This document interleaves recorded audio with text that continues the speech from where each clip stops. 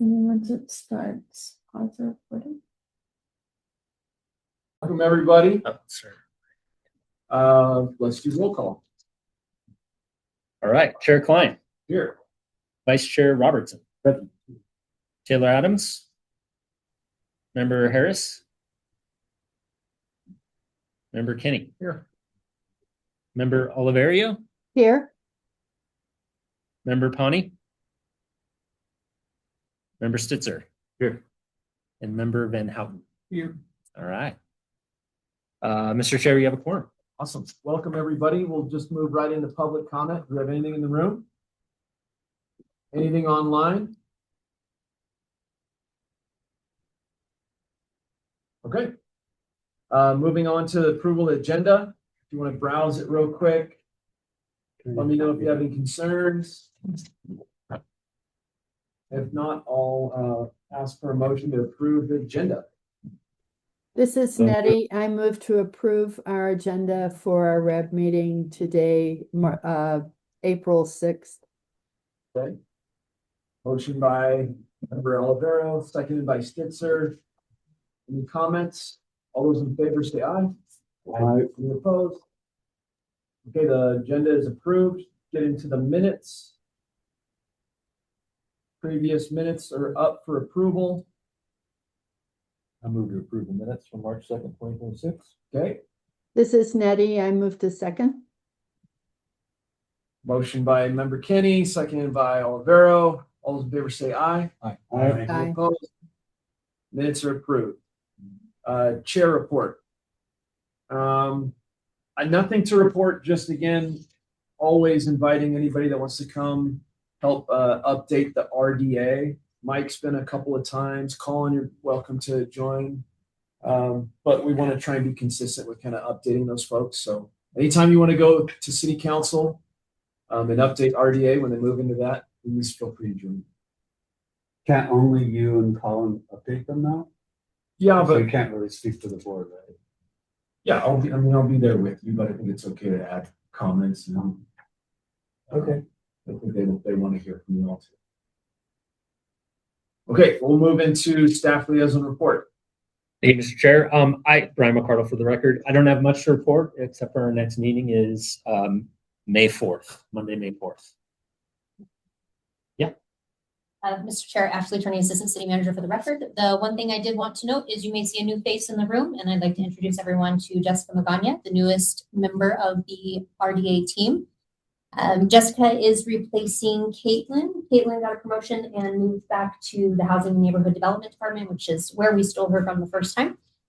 Jessica comes with many years of experience from the city. Most recently, she was with Code Enforcement Department for 5 years. Before that, she was with Business Licensing, and before that, Parking Enforcement and Neighborhood Services. So she has many years of experience in many departments, and so we will be in great hands with her as the new management assistant. So you may see some shifting around on calendars with invites because you'll see them coming from Jessica instead of Caitlin. All dates are the same. Nothing has changed. But if you see some gremlins in your calendar, the gremlin is being assisted by Jessica. So we're grateful that she chose to make the jump over to us. So thank you. Awesome. Welcome. Thank you. Great. Okay, without anything else, we'll move to our business items. B1, redevelopment project updates. Thank you, Mr. Chair. Brian McCardle again for the record. Some updates for the month of March. Some members of the team attended the IDA conference. It's the International Downtown Association conference, where a lot of downtown issues are discussed. Most of the attendees are downtown bids, new redevelopment agencies. And then I'll also announce Rachel's not here today, but she was designated a fellow with the IDA. So she'll be participating under a fellowship this next year. So she'll be traveling around, attending events, learning from other downtown associations. Our district pilot activation closed. I don't have the number of applicants, but I do believe we received enough to review and start to allocate the funds. Those will go towards supporting events in various districts across the redevelopment areas. You may have noticed that new Riverwalk banners went up throughout downtown.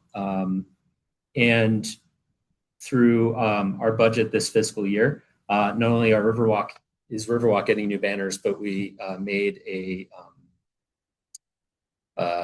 outreach to other districts, allowing them to also replace their banners. So this fiscal year, we should be able to replace all the banners in all the districts so that everyone has nice new fresh banners, new branding and signage. And then we'll just plan every 24 months to replace those, is typically the life cycle of an average banner in this windy city. The Small Walls grant program is currently live. The intent there is to find business owners and property owners who would like a mural on their building. Part of that effort as well is to find artists to add to the city's artist roster. A lot of them currently are on, if they paint signal boxes, they're currently on the roster list. What we want is more artists, local artists on that roster. So anytime that we have a project, we can just go straight to that. Additionally, some people throughout the community are always looking for muralists, and there isn't a curated list throughout the city of muralists. So that list, as it grows, will be populated. So we encourage any muralists out there to sign up and get on that artist roster list. There were no events for March, but as we come up to this event season, we'll be doing the summertime activations again through the River and Rails Summer Activation Series. That is the last year that it is being funded through the ARPA program. Restore. We have reached out to all the Restore recipients just to check on their permit status and project status. Just so everyone knows, when they're awarded in December, they have 90 days to get their permits, and then they have another 180 days to complete the improvements. And so, although we want to see sort of changes and improvements right away, the permitting process can take some time, and then they have to do the demo and the actual improvements. But we expect most of the Restore awardees from this fiscal year to be finished by the end of December. So we should see all those done this calendar year. I will say Yuzu is one we've been waiting for. They're a recipient of Restore Round 1. They did their soft opening. I don't think they've announced it yet, but they're open. It's a nice, new, beautiful place right on Virginia Street across from the Circus Circus. So if anyone's in the mood for sushi, go check it out. They did an amazing job renovating the interior of that space. Midtown Junction, which is the former Junkie building in Midtown, is also finishing up. We should start to see some businesses open in that space as well. And then we connected with the Pioneer Center. They have approved all their artists. They're repainting all their benches on the exterior facade. They did a call for artists. They've selected them, and so we should see that project start soon. Updates on TIF. We should expect to receive the Reno Experience Retail TIF application or feasibility study. Not feasibility study, what am I saying? Gap analysis. We should see that in the coming weeks, so that could be potentially on next month's agenda. Are they still proceeding forward with that? So they asked,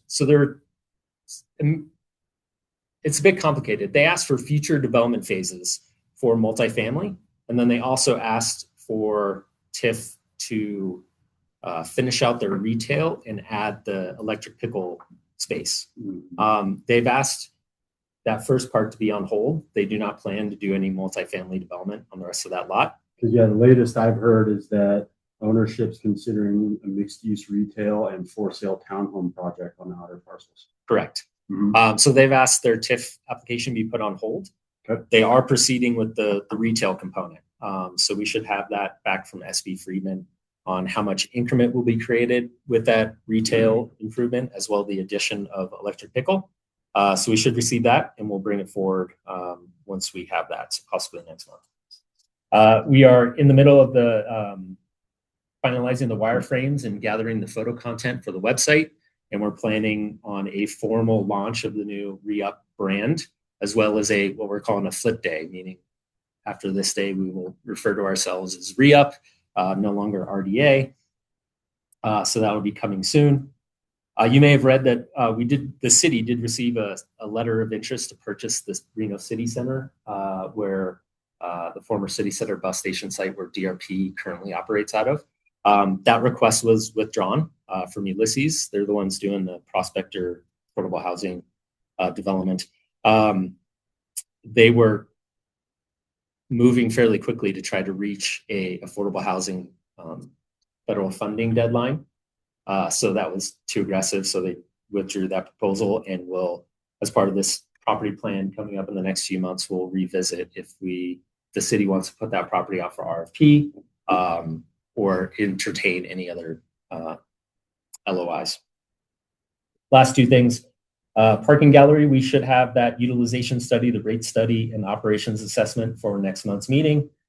And then 118 West, which is the former Ross Manor, is started to lease. They should be open May 1st. And there is a new barber shop moving in the former Derby Supply barber space on the basement of that building. I think you posted about it. Yeah. So that's coming in. They are aware of the bridge closure. We let them know that's coming. And we've also talked to everyone over there that with this new utilization study for the parking gallery, everyone should have the necessary parking they need for the church use, for the residential use, for any future retail locations that go down there. But we'll bring that operations assessment for the parking gallery forward next month. That is it. Comments? Just one question. When a TIF application changes from when we see it, if the applicant changes that TIF, are we on the hook as an RDA for a reanalysis from our financial consultant? This is something, thank you. That's a good question. This is something when we redo our TIF applications, we're going to look at. Essentially, you get one shot. If you withdraw or you decide to totally change direction, if you do that, essentially the second revision of the gap analysis will be paid by the developer, by the applicant. And it may be that all future TIF applications are paid by the applicants. It's something that could be considered. On the gap analysis. On the gap analysis, yeah. Right. Yeah. Hey, Brad. In the event, so you're talking about doing a TIF on projected future phases of development that aren't necessarily defined in the present. What clawbacks are we going to have in the event that they don't deliver? Because I'm assuming if we define a gap, make that available, they monetize the entirety of the gap. What do our clawbacks look like in the event that they don't perform? Because it's related to the increment they create. If they don't build the project, no increments created, and so there's no flat fee that's guaranteed to them. Essentially, they're promised a percentage of their increment they create. So let's say if they went to out to a third party lender and monetized what was a gap that was defined through our process, through some sort of net present value. Yep. In the event that they didn't perform, they're on the hook to service that debt independent of the increment. Correct. Is that what I'm hearing you say? Yep. Yep. Okay. If they go out, and what you're saying is TIF monetization, if they take our commitment to give them the tax increment and they go to a lender and say, we have a guarantee from the redevelopment agency for these future funds, will you, lend against it? We're not a party to that commitment. It likely requires some acknowledgement or some sort of letter from us saying that, yes, that we are doing a deal, but we hold no debt or commitment in those situations. Thank you for that clarification. And actually, Attorney Assistant City Manager for the record, and that would be something that this board, if you felt very strongly about that, you could give a recommendation as these TIF applications come in to add that language into our, we have an OPA, the Owner's Participation Agreement. Yes. Is the contractual obligation that we enter into with each of these TIF recipients that is very clear from the RDA has instructed us to, they do not want to take on debt. They do not want us to be in a risk situation. And so we've put that language in. An additional thing that you could ask is for some shoring up as it goes through from the increment as it comes through to allow for audit options to ensure that if they've met their gap earlier, that's something that could be reevaluated. And that's something that our consultants, they are looking at that, and some of these TIF agreements will have that recommendation in there for you to review as well. Thank you. Okay, let's move on to B2, presentation from the Regional Transportation Commission and discussion on the Sierra Street Bridge replacement. Here is the handout of the presentation if you want to take it right over.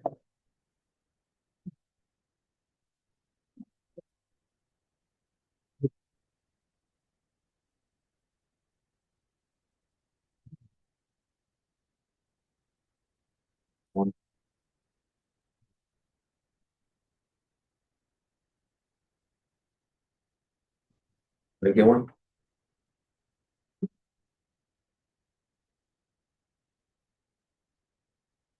Right. My name is Brian Byrne. I'm the project manager at RTC. Today we'll be going over the Sierra Street Bridge replacement project.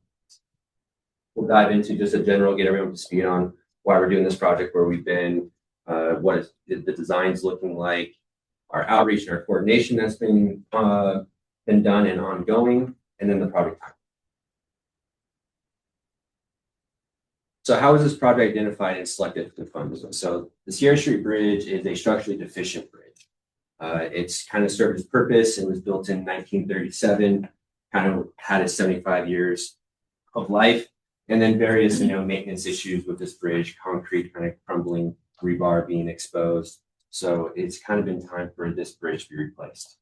We went through a very extensive analysis of what type of bridge, or can it be kind of refurbished or rebuilt in its existing condition, and that cost is really high. So that's why the choice was to demo it and rebuild the bridge. So the purpose of this project, right?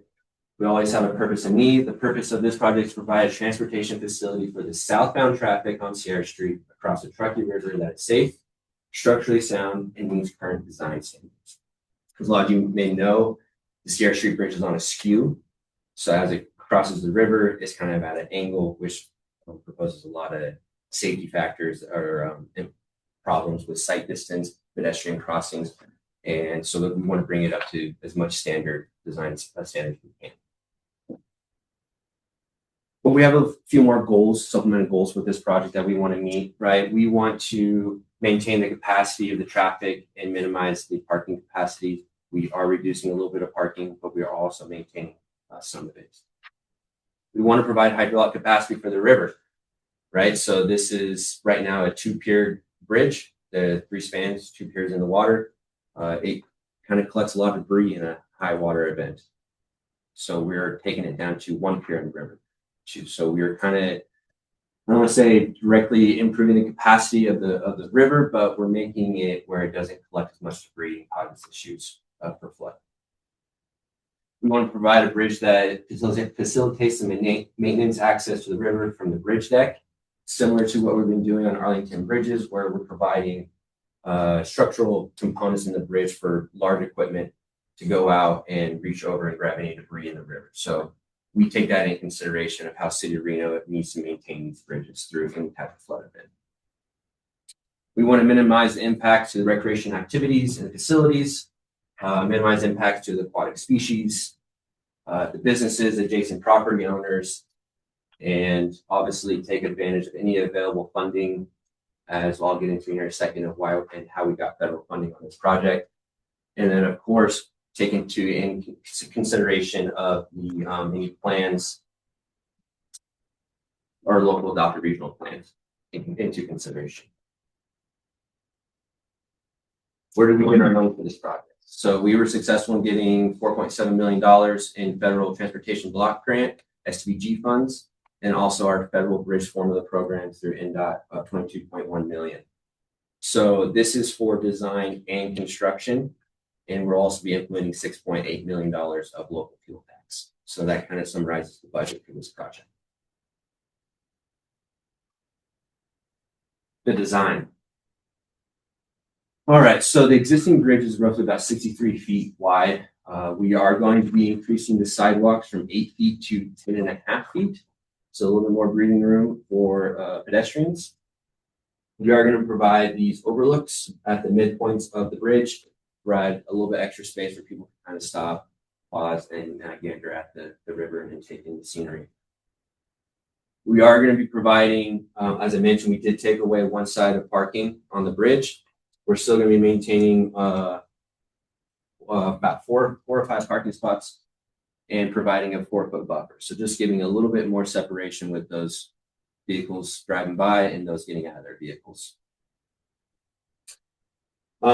With this bridge, we're kind of highlighting a no rise in water surface elevation. So again, we're not really making the flood situation better or worse. We're kind of just maintaining that hydraulic capacity, but making the maintenance aspect of this bridge a little bit easier for City of Reno.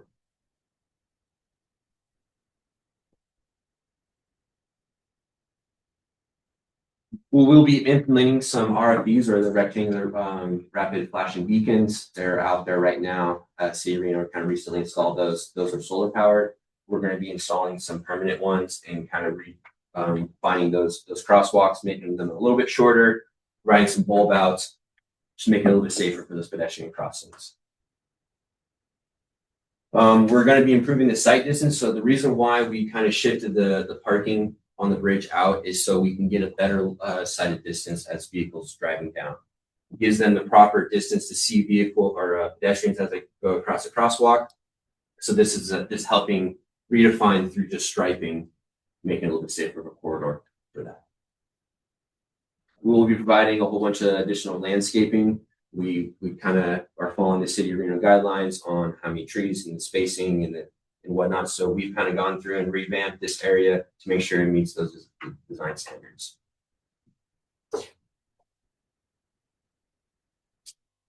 If you're familiar with the southwest side of the bridge, is where we kind of have the Cochrane Ditch intake. That has been there for a very long time, and it's the intake for the Cochrane Ditch. This has been a very hard challenge for City of Reno during maintenance. So it's really hard to access this location for controlling during the flood event or managing how much water is going into that intake. So we are revamping this to make it accessible with a vehicle. What that does, though, is it does eliminate that kind of switchback ramp for the river access. So I'll get to that in the next slide, but for this portion of it, we will be revamping this side intake structure from vehicle access only. With that, though, we're not eliminating the river access entirely. So on the southeast corner, we're going to be rebuilding this ramp. So this is an ADA ramp that goes all the way down into the water. So the river users can either go in or out at this location. So we're still maintaining that access that's here. This is right in front of the eddy. So just for your bearings, this is in the southeast corner. Can you talk about what the yellow highlighted area is in that exhibit? The circles No. are just the paving. Yep. So those are the limits of where we're going to be providing new pavers or new grading, new sidewalk. So as we kind of build this infrastructure and change out the sidewalks here, we're going to need to kind of regrade and make sure it's all ADA accessible. So that's just going to be removing and kind of replacing those pavers in that section. And I'll jump into timeline of when all that's going to happen. So. Hey, Rob, I have a question on the prior slide. Would you, Yeah. you want us to hold, or do you take it? This is just, and it's so great to see the mayor with us today. But it may be safe for a couple of phone calls. You mentioned on an earlier slide, the reason for replacement is the structural condition of the bridge and the concrete is bad. I just want to confirm for any members of the public that are watching this, that the bridge is safe for use today. 100%. Yes. You know, just because you never know what the call's coming from, but just want to confirm that bridge is safe for use. You're just getting ahead of it. Absolutely. It's starting to show the wears and tears of the bridge. There's, signaling that it's time to be replaced, but it is safe for people to use. I knew that's what you meant. Yeah. Get it on the record. NDOT does do when bridges come to this stage in life, they start to do annual inspections of the bridge just to make sure it's, still safe to use. So those happen annually. Thank you very much. Yeah. Any other questions on these kind of new upgrades, changes, ramps? All right. Amanda's going to jump in here and talk about our outreach, coordination, and kind of our project timeline. Thank you. For the record, Amanda Caligari, RTC Engineering Manager. So I'm going to jump into a bit of the outreach that started a few years back in 2023 when we first started this project. So we got our design consultant on mid-2023, and we developed this group called the Aesthetic Stakeholder Working Group. The next slide, I'll jump into who that group was comprised of.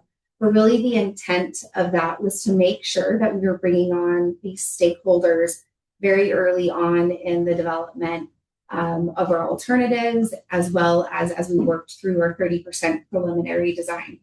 So we went over general goals of the project, the purpose of the project, to make sure all these stakeholders were on the same page of what we were doing. And RTC really is an extension of the city of Reno on these projects, right? We are performing these on behalf of the city. And so that initial outreach and partnership started. We've been working with Public Works ever since the ICA was approved in 2020, early 2022 or 2023. And then we also went over aesthetics of the project. So what the bridge was going to look like. We got nailed down to like an Art Deco aesthetic, but this was really a community effort. We met 5 times starting back in 2023 and worked for about a year, met on a quarterly basis.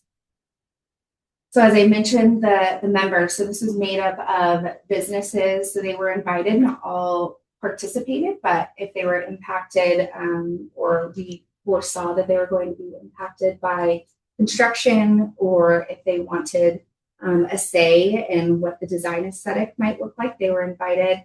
We also had the Riverwalk merchants, NDOT, because this is federal funding, it goes through them. They were invited. We had the tribes invited, Promenade on the River, HOAs, the Gladio, the Downtown Reno Partnership, of course, our consultant design team, which was Stantec, who's also involved in the city's master plan for the parks and the park. So it was a great partnership there. FHWA, arts, cultural, and special events from City of Reno was included. And then we met a lot with maintenance as well throughout design. But as far as the aesthetic working group, this was in general who was invited to participate. In addition to the aesthetic stakeholder working group, we had some formal public information meetings. Our first one was held during preliminary design back in March of 2024. That's where we brought the public and any stakeholders in to talk about the purpose and need. These meetings are not, they're a part of our NEPA environmental process. Second one was held after our 60% design was complete, and we are nearing completion of our categorical exclusion for NEPA. And there we talked more in depth about the design since it had come a little bit further along, as well as the bridge type, and then talked about the NEPA process. In addition, I know Brian and our consultant project manager, Robbie Coombs, did some one-on-one meetings with businesses, walked around, talked to business owners about the project. So it's 3 years out, right? But just informing them that this is coming. And there are also a lot of meetings with the courthouse because they use the parking garage on 4th Street for their jurors, and just making sure all that coordination with them was being done ahead of time. In August through September of 2024, we had a survey on a couple of the components of the bridge, including what we wanted the pilasters to look like here, as well as the overhang. I know City of Reno Public Works had a couple key requirements or aesthetic components that they wanted to incorporate and pay homage to the existing bridge, and so those were incorporated as well. Okay, so that's kind of where we've been. Currently, what is ongoing is more outreach, more specific outreach to businesses and stakeholders now that our design is reaching completion, right? We have to know what we are building and then how we are building it in order to really establish what those impacts might look like, right? And so we have our contractor here today with us, Q&D, who built the lovely Virginia Street Bridge as well. So they know what they're doing downtown. And the beauty of bringing on that contractor during design, although it's a lot more money to bring them on during design, we knew it was important to have realistic expectations of what these impacts might look like. We didn't want to make assumptions during design, go out to a low bid, and then bring on a contractor who had a whole different idea of how they were going to build this bridge and what the impacts might be. So the beauty of having them on board is we could develop these realistic plans and understand now a year before construction what those impacts will be. So these impacts are going to be relayed in several ways. We are currently in the works of scheduling a business breakfast. Tentative date, April 27th. April 27th. So our consultant, MJT, will be in touch. We already have all of our stakeholders identified, and so we'll be in touch once that's finalized this week. April 29th, Wednesday. Sorry. April 29th. Okay, and that's tentatively where? Yeah, we're tentatively looking to do that at Liberty. At Liberty. So once all the details and time and everything are nailed down, that will be sent out to everyone. We'll also be doing some specific business owner update meetings and some pop-up events, which are smaller, more informal public information meetings that people can come and get more detailed information on the project. And really the goal of this is to just keep businesses informed, adjacent businesses, such as the Eddy, informed about the project, and really to help guide some of the nuanced details of our traffic control plan, which I'm going to jump into the high level overview of our traffic control plan, but just making sure everyone has a good understanding well in advance of what is to come. And this this outreach will continue through construction as well. So our PIO will be attending our weekly meetings. We'll be providing weekly updates. We can have during construction, we're more than happy to have monthly coordination meetings or quarterly coordination meetings with businesses to give more of an in-depth overview of what is going on during construction. And then I already talked about CMAR, so I'm not going to go there. Real quick before we move on, Yeah. We're talking about impacts to businesses and things, and it's been repeatedly communicated that there is no funding available for impacts to businesses, right? You guys have talked about potential marketing campaigns, public relations outreach campaigns, things like that was not done on Arlington Bridge and has resulted in multiple businesses already going out of business. Okay? Here we are looking at this board as a redevelopment agency trying to bring business into downtown. Yet here we are doing projects that are going to negatively impact and potentially drive out of business existing businesses in downtown, which is the exact opposite of what this board is here to do. So I really struggle to understand how you guys are going to do right by all the negative impacts that's going to happen to all of the affected businesses right in this area. For example, real data. Chuck at Wild River Grill lost over 40% of revenue and almost went bankrupt. Had to max out every single one of his credit cards, personal and corporate, to keep his business alive during the Virginia Street Bridge. He's now facing round 2 of it. Me at the Eddy, I'm facing a similar problem. All of the businesses in the Palladio are basically going to see mega impacts, negative impacts, huge drops in sales. What are we doing? Yeah, I can get into it a little bit more. I know Dale, feel free to add, but RTC has been, this has been on our radar since 2023 when the project first started. And so I will say since the aesthetics, since the alternatives analysis, we have had this in mind. So we have been very thoughtful about our design. The bridge does need to be replaced. So there's no question about that. But as we have worked through our alternatives analysis all the way up to this point in diving into traffic control a year in advance, minimizing impacts to businesses have been at the forefront of our mind. And so we have, it even came down to the bridge type selection that we chose. There were other bridges that would improve the capacity underneath the bridge that would cost less money. We didn't choose those because it had more impacts to businesses.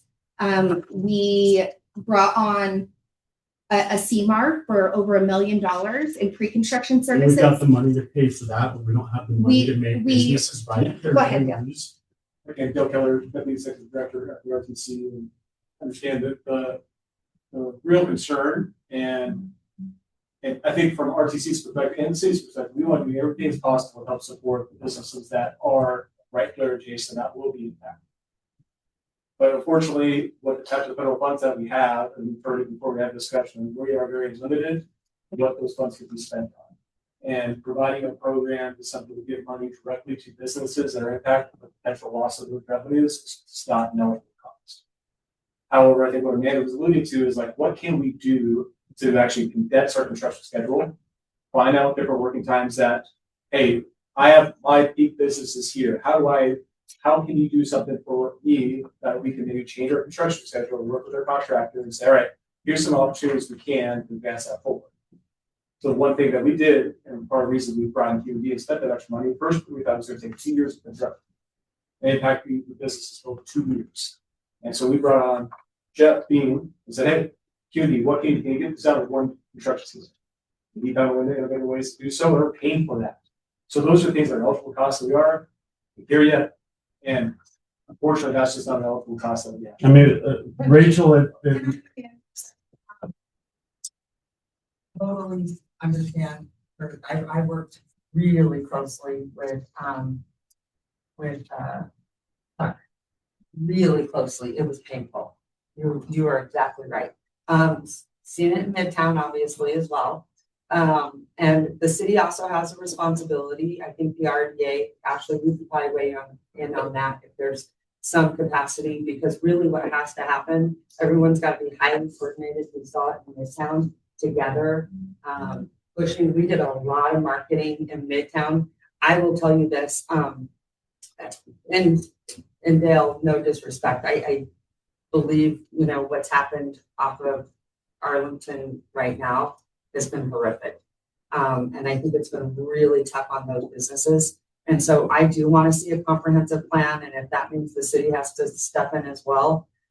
Listen, I'd love Kurt to give everyone a check. I know I moved my business at the time of Midtown. It was that painful. And so I know how hard it is to come back. But if I could give everyone a check that, it impacted their business, we would do it. The problem is there's so many of us, and it's really hard to hang on. It's really, really stressful. There are many, many nights that you do not sleep.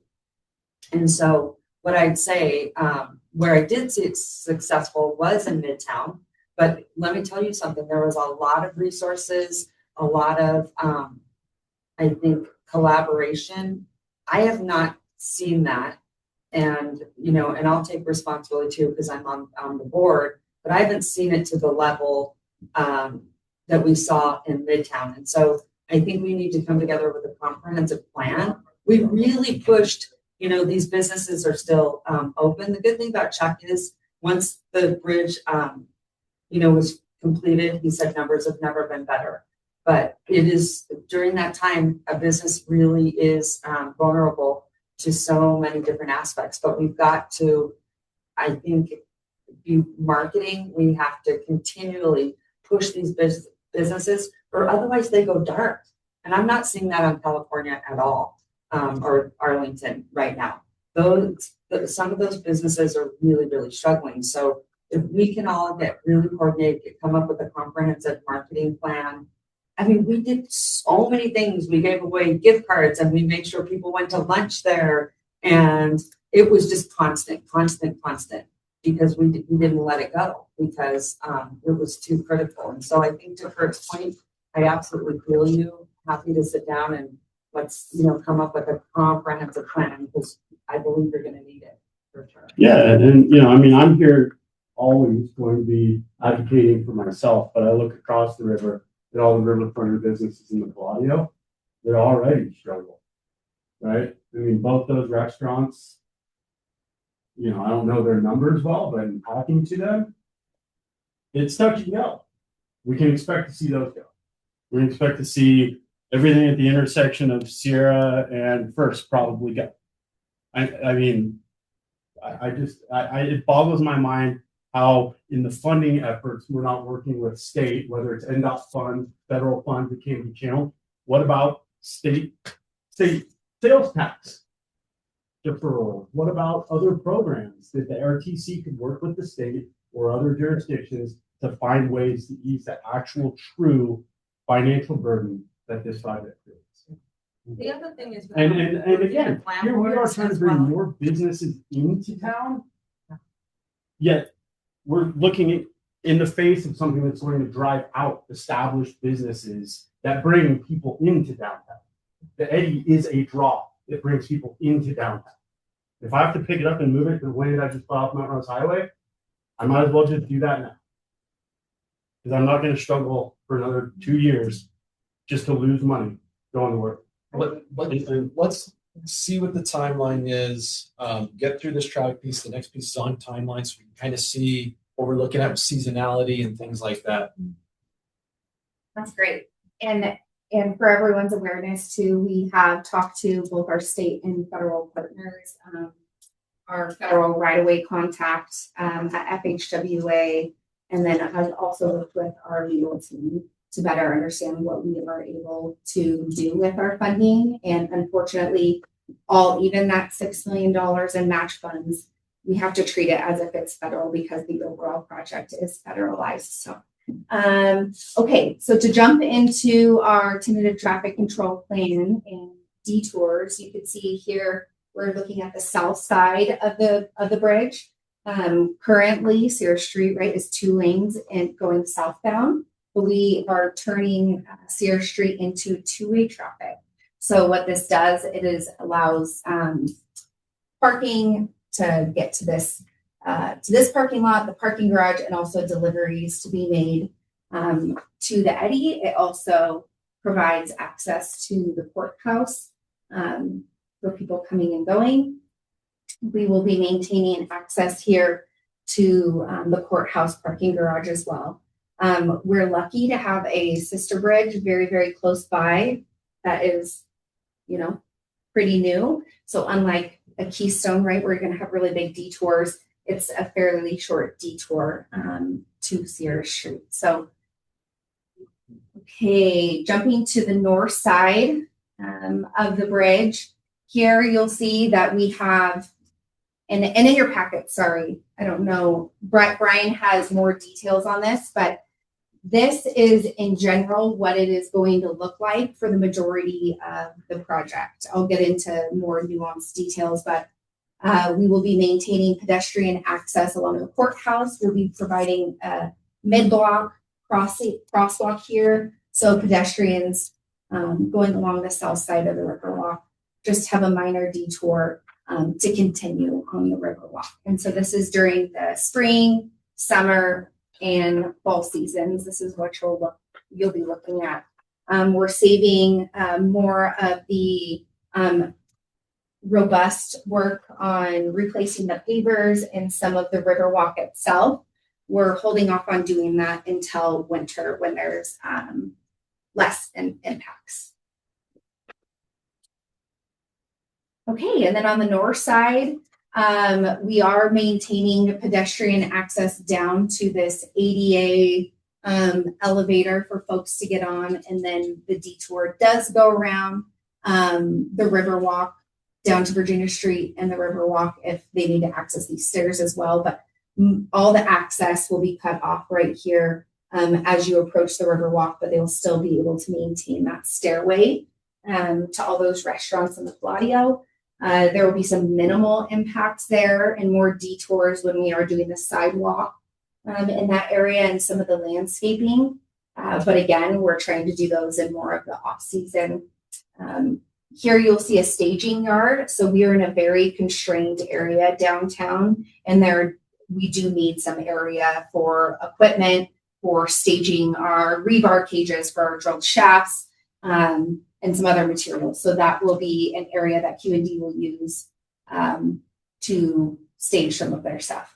In addition, we'll be turning First Street in between Sierra and Virginia into a one-way street, and that is to facilitate a loading zone here. So as you know, there's loading zones on either side of Sierra Street that will be taken up for staging. And so we will be adding in this loading zone here so businesses can do their deliveries in that area. Okay, so timeline. So construction is anticipated to start in April, after Easter, and reopen in spring of 2028. So we're minimizing it as much as we can. As Dal mentioned, this is originally supposed to be a 2-year project, but we would be on board. They were able to introduce a couple of innovations that have really shrunk that schedule down to minimize impacts. So what you should expect. What kind of guarantee can we have associated with that schedule? Well, Is everything I'm seeing, including RTC's temporary construction easement that they sent to my landlord, offering them money, I'll add, is tying it up through winter of 2028, end of 2028, and with the right to extend for another year thereafter. So we typically give our easements in 6-month increments. So if it falls anywhere in that gray zone, we typically just give it for the longer period. What I will say with those extensions is, God forbearing there's a flood or some catastrophic event, then it would go into a second season. We're doing everything we can during design to mitigate those risks and come up with contingency plans to mitigate those impacts. But there is always a chance that there's a catastrophic event that pushes construction that is completely out of our control. But everything during the design and planning stage, we're working with Q&D to identify those risks and mitigate them, come up with plans to minimize impacts. If I may, I just want to add real quick. So with the experience that we had on Arlington Bridge when we had that flood event and kind of inundated our projects, that made it really wet, we were kind of lucky in that situation because we had another river that the river was flowing through, right? We had the South Channel and North Channel. Sierra Street is flood wall to flood wall, very constrained. It is a very different component than what we're dealing with on Arlington because we can only move the water through our project set. So the risk on Sierra Street is a little bit more than it is on Arlington because we don't have that South Channel. So that is a risk and why we have an extended time frame in case we do have to go to a second season, given Mother Nature comes out with a different plan. So that is more so the risk with Sierra versus Arlington. So I just wanted to give that kind of comparison because that will probably come up later on. So what to see in April of next year, there will be a full closure of Sierra Street starting at Park Street. We'll have Riverwalk detours in place then, and then lane reductions on Sierra Street between First and Third. Utility relocations will hopefully start this fall and go into be done before we demo the bridge next spring. And there's very minimal right away or impacts for that. Mostly, I think it's NV Energy Gas. We'll be doing some temporary services for NV Energy and for a couple communication companies. And this will just be in the spring or fall to spring. You'll see intermittent lane closure or restrictions. And then in April, that's when we'll start seeing staging. May likely we'll start the full bridge replacement. So you'll see shoring going in on that north side. That's another benefit of bringing on Q&D early is we were able to figure out how to build the north abutment ahead of our in-river season, which is between July and October. So they're going to be able to get in there early and get that work done instead of continuing on into a second season. So you'll see ongoing traffic impacts throughout construction in the summer. So high impact periods, so bridge construction. So drilled shafts are going to be going in between like late June and early September. The bridge will be demoed in July as soon as we can get in the river and get it diverted. Expectation, drilled shafts aren't very quiet, but our work time will be around the 7 to 4 time period. Bridge girder installation, that will likely occur at night just due to safety. And that will include crane operations. That's going to happen in the fall. And then Riverwalk improvements. will be later in the fall, continuing into the winter. So that will be, we're looking at potential night work, and we're doing the best that we can to push this work into the later season to minimize impacts to local businesses. And then the roadway construction, this will happen winter into spring. We are developing a couple plans to open the bridge up as soon as possible with using different types of materials that can be paved during cold winter months. And then maybe come back and do a quick mill and fill in the spring, just so we can open the bridge as soon as possible. Key takeaways. So the bridge will be fully closed starting in April 2027 through spring 2028. And again, we don't have our final schedule from our contractor. We will here in the coming 2 months. So we'll get that nailed down. And then the most disruptive noise will occur between June and September. And some short-term impacts like the Riverwalk work and the girders fall into 2027 with a full reopening in spring 2028. I saw some of you already on our website, but you can get more up-to-date information as well at sierrastreetbridge.com, where you could sign up to receive regular email updates and notices. And then we'll continue this partnership on into pre-construction before we break ground next April. And that will start with our business breakfast later this month. So, thank you. In the meeting that we had back in November, there was discussion about phasing work, not just getting utilities and stuff done here this winter, but trying to work around, peak seasons of seasonal businesses such as ours, and trying to be as minimally disruptive in the spring of 27 and 28 as possible. Is there any developed plan on that, or was that lip service?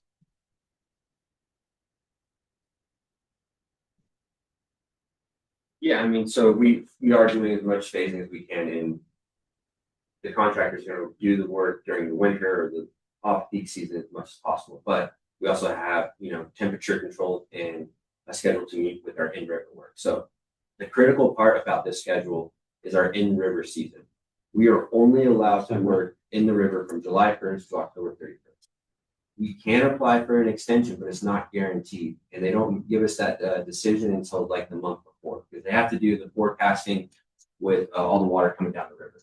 So we had to notify the water master, and he says thumbs up, thumbs down, more or less, to say, yeah, it's safe to work in the river for another month. So those are the unknowns we can't really fit into our schedule because it's not guaranteed.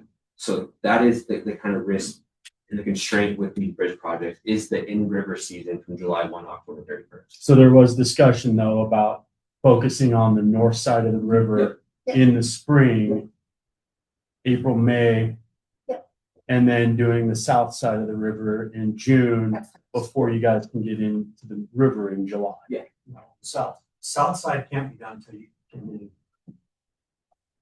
So the Right. north, So, yeah. as far as road closures and everything like that, is there a way to postpone all those roads, or not? Obviously, Sierra Street's going to be closed, but the closure of the Riverwalk and the south side of Sierra Street up to the eddy in the courthouses until June, July. we could work with Q&D to see what our options are on the south side, but until we talk with our entire team, I would hold off on making any of those promises. What I will say about on the north side is we will be doing some very deep shoring there that will make crossing the Sierra Street Bridge impossible, very, very unsafe. So as soon as we start doing that shoring and excavation for that north structure, there's going to be no access across the Sierra Street Bridge. We'll have to see what their staging needs are on island, because that will. Sorry. For the south side? Yeah, And the south side. as soon as once that street's closed and we started the north abutment, we're gonna do everything we can to be.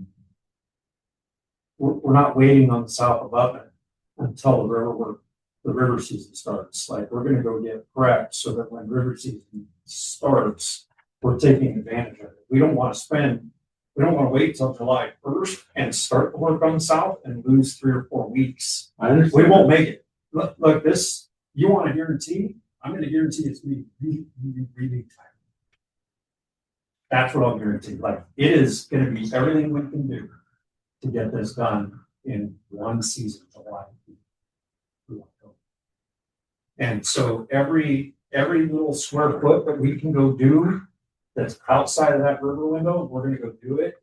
And the benefit is that hopefully we get done in one season. We don't have to come in and put another diversion up in July 28th. And we push the limits on Jacobs on what they're comfortable with. And this team's worked really hard to get to a point where we have a chance of getting it done in that season.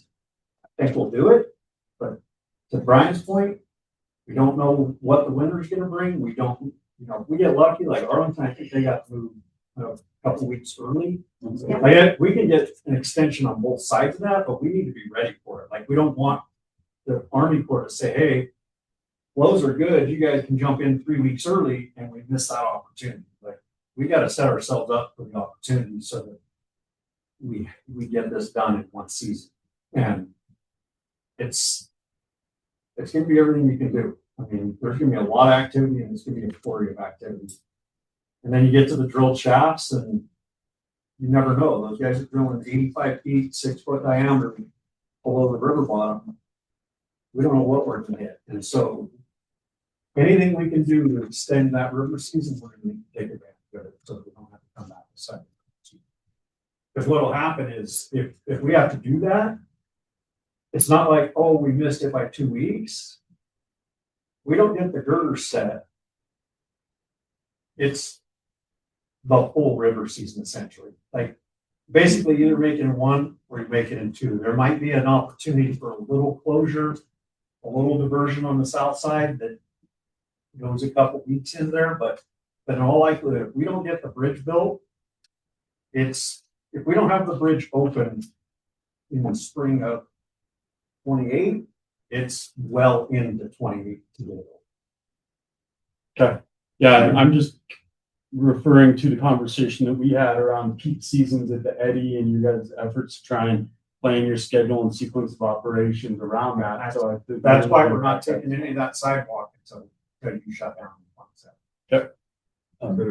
Yeah, for the record. So thank you for coming. It's a tough site. As I'm looking at the map you got here, especially I hear what the businesses are saying. And I recognize you got to do it, but you're effectively, from a traffic flow, from a foot flow standpoint, you're basically flow locking every business in this corridor for a year. And more importantly, I mean, and really you can extend that.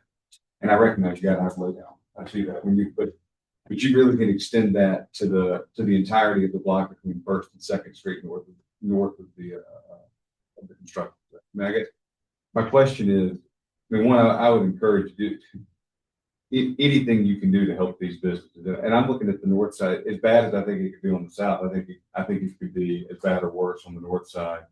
When you see what's there, I mean, I would ask you to do what you can for them. And also, if you can compress your site as you get into construction at all, I know that that's highly unlikely. But like if it's going well, anything you can do to reduce this footprint as you get into it gives these guys a chance. I kind of agree. I don't know how the restaurants on the northeast corner make it, because I don't know how you're gonna get people there. I hope they do, but and I recognize there's nothing that can be done. But I mean, I would just say anything that you can do to ease access to these sites as you get into it. Like I think she said it really well. We have a comprehensive plan as we get, right? We're a year away. This is the time where we're ringing it up, right? And it's going to be painful. We're not trying to hide that. But how can we work with RDA? How can we work with the city to have other innovative ways to help minimize that as much as possible? I know we keep using the word minimize, but to Taylor's point, it is going to be painful. and might not happen for the record, kind of to the mayor's point, there was a huge difference in the PR campaigns that happened with the Midtown project and the Arlington Bridge replacement. And for the Midtown project, I mean, there were QR codes, there were discounts, there was like a mascot that RTC actually created, an entire social media campaign. And with the Arlington Bridge replacement, the businesses that I talked to in Arlington Towers, there was basically nothing, and except for some wayfinding signs. And this is going to impact far more businesses than the Arlington replacement. And this is one of our most active corridors of downtown. It's like one of the few square block areas that doesn't have a lot of vacancies, has a lot of activity, even with the movie theater pros. So I would like to see some kind of coordinated PR campaign that was similar to the Midtown project. And, you know, even if the Riverwalk Merchants Association needs to get involved or whatever needs to happen there, but it definitely needs to be different than what happened with the Arlington. I'm going to commit to bring as many of our events, my organization events as we can to the business in this corridor during the 12-month period. And I hope that any other business owner that's listening that plans events does the same thing. And I mean, I think this is where anyone in the community who's entertaining, who's having events, to the extent that we can bring it to this corridor during construction, I think it's critical. That's where the marketing really comes in. I will tell you, Michael Moreno was a force, you guys, incredible. He was awesome with the Midtown project. Wasn't he wonderful? Yeah. There was even, Dale, like a sort of a office that people could go to. That's how much people were interested in making everything survive during that time. But it goes back to Taylor's point. You have to market it. Come down here. We're going to need you. There should be a whole walk this way campaign and make it very edgy. And there's a lot that we can do. I want to ask Ashley, because I'm sure she's looked into it. Are there any subsidies for businesses? Because I do think, this area already downtown, is just on that, it's trying to come back. It's trying. So I think we have to even be more particularly concerned about this area, even more so than Midtown, because we had a lot of voices in Midtown, to your point. So what does that look like? I don't know. I'm sure you've looked at some of those. Tell me what you know. Mm-hmm. Ashley Attorney, Assistant City Manager for the record. So one of the things that the redevelopment staff looked at in advance of knowing that this project was coming, it's part of why we brought forward to this body the district pilot activation program. For your consideration, you recommended approval of funding of that for this fiscal year. The RDA supported that as well. Part of that attempt was to try to help these businesses with regular programming of things happening around them. We had tremendous feedback from some of the businesses adjacent to West Street Plaza. And due to the ARPA funding that we had regular activation down there, there's something going on almost every Wednesday night, almost every Thursday night between Reno Philharmonic was down there twice a month, Flips on the Bricks, House Party Place, no, not House Party Place, the River, Eats on the River. House Party on the River. House on the Eats River. on the River. Yeah. Cool stuff happening on the river. So part of that was funded through the ARPA money that we had for regular programming and activation in that space. We heard from Tap House that saved them through the Arlington Bridge process. So we really wanted to expand on that success, and we knew that that's lifeblood of having that foot traffic around these businesses. So as Brian mentioned, that application has closed for now. We'll go through that process of scoring. I believe your partner actually put in Phil put in options, so that way we can ensure there's things going on around the businesses. So that's one way that the RDA helps to support the businesses. As direct subsidy, we don't have a legal opinion on that. It's usually harder, but that's why we found ways to help with that activation around your business. What we also are really looking forward to with the new branding and the website coming forward, one of the items that this body recommended to the RDA is actually a PR campaign funding for next year to help to support the RDA. So we're looking forward to being able to push out that marketing information also through our new channels, because we do know that eyeballs help everything. And so those are some of the ways that the RDA intends to help support. Does that answer, Madam Mayor? And, you kind of touched on it. Is that something you can get a legal opinion on? On the direct subsidy, Yeah. yep, we can Okay. find out from that.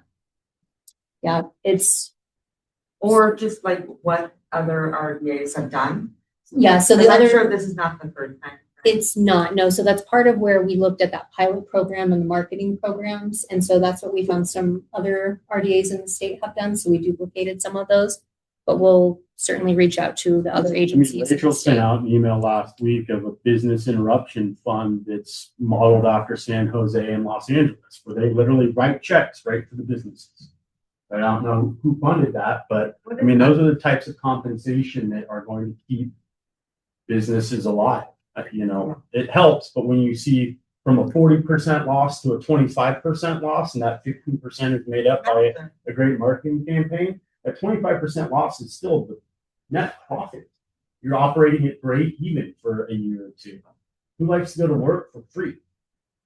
Nobody here. I know, you know, especially when you've taken extensive risk as an individual to build a business, to invest your money, to put your time, energy, and effort at risk to create something, to pay a meaningful amount of taxes into the state, the city, everybody else, to turn around and have something like this just For how long have you been there? 9 years. This is our 9 years? 10th year. 9 This years. is our 10th year. Do we know how many, Jay Kenny for the record, do we know how many restaurants and businesses are currently down there that could be affected? I can count them. There's 3 in the Palladio, 4 with Pirate Hero now. You've got the Mexican restaurant, the pizza restaurant, the bar, and it right there by the hook or the Livingstone's Church now. So that's 7. You've got Liberty. You've got Axe Bar. You've got everything in that post office strip. You've got the About 30s. 14, 15. Yeah, so I mean that's 15 businesses. Well, Can so I ask a design question? I'm just kind of wondering, why is there obviously this part of the process is sale, but why is there a single pier design for that bridge as opposed to a clear span like the Virginia Street Bridge? When the previous Virginia Street Bridge was a single pier? That's a great question. So we looked at doing a single span bridge and the alternatives analysis. And what is greatly different between Virginia Street and Sierra Street, as Brian mentioned, Sierra Street's on a skew. And so as you take away a pier out of the river, your superstructure depth gets deeper, which means you have to go higher with your bridge to maintain the flow under the river. And when you do that, you have to come down and meet where your existing side streets are, where your anyway. So what we found is as you raise that bridge elevation, we would be wiping out adjacent businesses. So not just minimal redoing some pavers in front of your business, we're wiping out your business. And so one thing that we looked at and why we came down to a 2-span bridge is because it minimized, I hate to use that word, but we're not wiping out businesses. We are tying into existing roadways sooner than we could have. And if we elevated the bridge.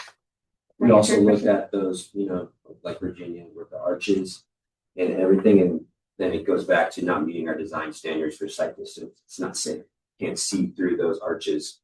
So we looked at every possible bridge type, and this is the one that was the Goldilocks of kind of just meeting in the middle and meeting the purpose and need of the project. okay, we need to move on to our action items, but thank you for coming. Looking forward to the business breakfast, stakeholder breakfast on the 27th. 29th, okay, great opportunity to try and discover new things, and if anything actionable comes back that we can help, we'd love to take that up. But I'm sure there's a lot of different programs that stakeholder group can look into: modified business tax, gross receipts tax, revitalization funds for. I mean, there's a lot of ways to look at accessing dollars or some type of subsidy during that time. But bring it back to us, and we'll help how we can. Cool. Thank you all. Thanks, guys. Okay, let's move on to,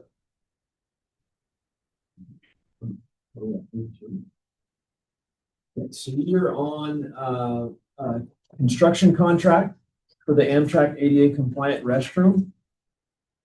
This is a contract not to exceed 270,000 for possible action. Thank you, guys. Dan Tresley, project manager for the record. I'm here to bring the Amtrak ADA Restroom Edition contract award recommendation for your guys' recommendation. So this contract aligns with the city's strategic plan of economic and community development, infrastructure, and the historical resources plans that we've all put in place. So how did we get here? In May of 2025, the RDA board approved funding allocation for the Amtrak ADA restroom with the RDA 1 CIP plan for fiscal year 25-26. We went out, hired a consultant, an architect, got design. Design was completed in January of 2026. In February, we advertised for bids. We got those bids back March 19th. 5 total were received, and K7 was the lowest responsible bidder at a not to exceed amount of $270,000. So what are we actually doing? Right now, the current ADA restrooms are on the historic rail depot side, the east side of the building. And I'll go to the next slide. It's a little easier to see. So currently, their customers must walk in the south side of that building, go in, traverse all the way across. I'm standing, that bottom picture, I'm standing right at their ticket booth, and you can see they go through that door and then they make the entrances to the 2 restrooms on each side where the 2 blue arrows are. Very difficult for Amtrak staff to see, to maintain those. As soon as they get out of this line of view, anything can really happen. As a maintenance team, they went in and put that gate in there with a lockable code to only have access to their customers to help prevent vandalism and all that. So by adding these restrooms, we to the Amtrak side, it'll allow us to activate the historic version of the rail depot without disrupting the day-to-day operations of Amtrak. So here is the new ADA restroom in design.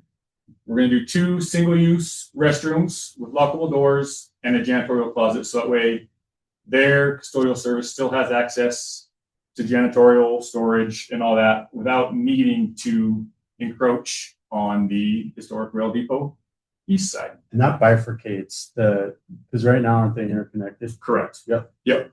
So right here, this is all basically one big building. So they enter, and then this is all just a hallway, little museum right here, and then each entrance to the restrooms are right there. So with that, we do separate the 2 facilities. So this is looking the other way. You can see right where Amtrak staff sits.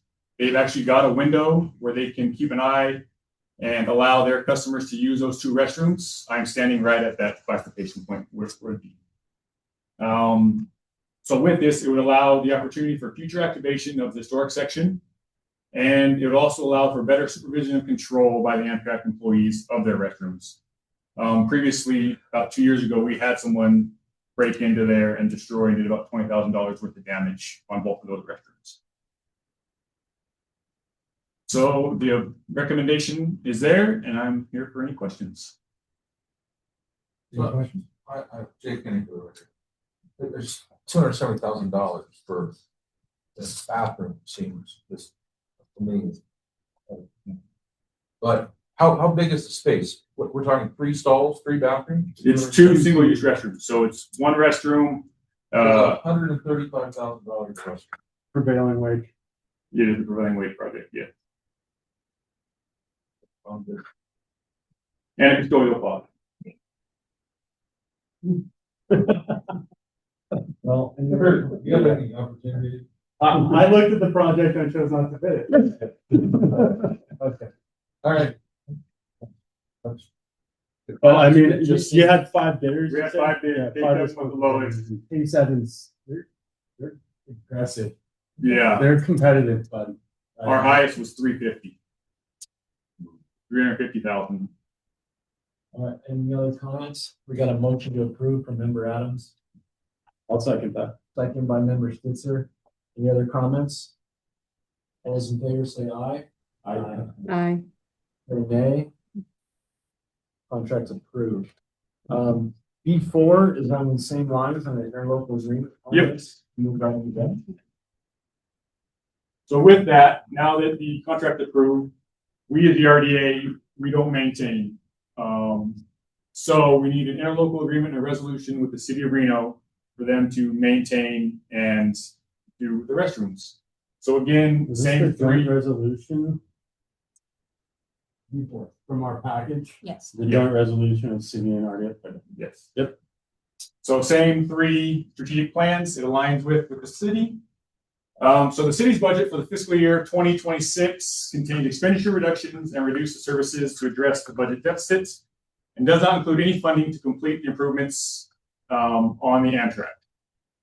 The agency desires to pay for the cost of the improvement in the amount not to exceed $270,000 and ensure that such improvements will be publicly maintained in good condition.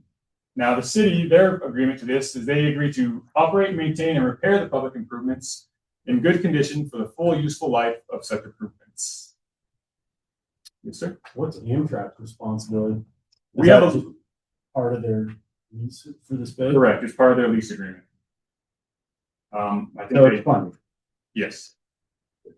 How are you defining the life? Is that a time horizon? Yeah, we gave it a 25-year lifespan. So within 25 years, that's a good use.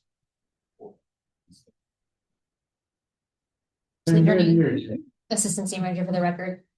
One thing that you'll note from Dan's presentation was a statement about the city's reduction in budget.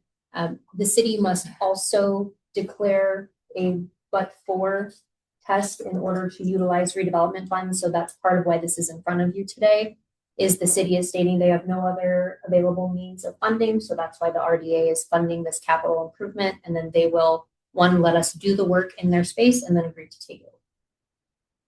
Just because it's the first one you've seen. One thing Dan didn't mention that I think is exciting, this is actually the first redevelopment agency project in 18 years. Bathroom, first one, but it's a significant thing. You got, everybody needs them and you start somewhere. So. I put them at the Little League field. Yes, you know, Can I they're ask important. a question? I asked this to council about waiting to put in any investment until you have a tenant. Because then they can go and do the work that they need to, and how they want to. Correct. And what cost. You're talking about on the historic side? Well, here's what I'd say. This is just how it kind of works in retail. Oftentimes, if there is TIs, and you give them the TIs, and then they figure out how to go make it work because they want to do a certain thing, they want it to look a certain way.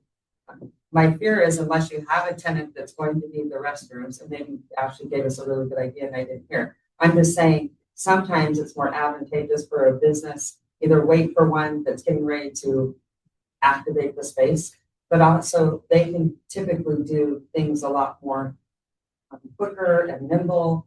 So is this the right time to invest in the restrooms? It might be. If you don't have a tenant, I would think you could probably take that money and put it into some other RDA project or some other use of it. But how long will those bathrooms sit there without a tenant? I don't know. Is the tenant? And Yeah, these These restrooms are for Amtrak as the tenant. oh, So what we're okay. doing is we're separating Got and giving them, they currently only use the 88 restrooms on the historic side. So we're creating them restrooms and then we're not touching the historic side right now.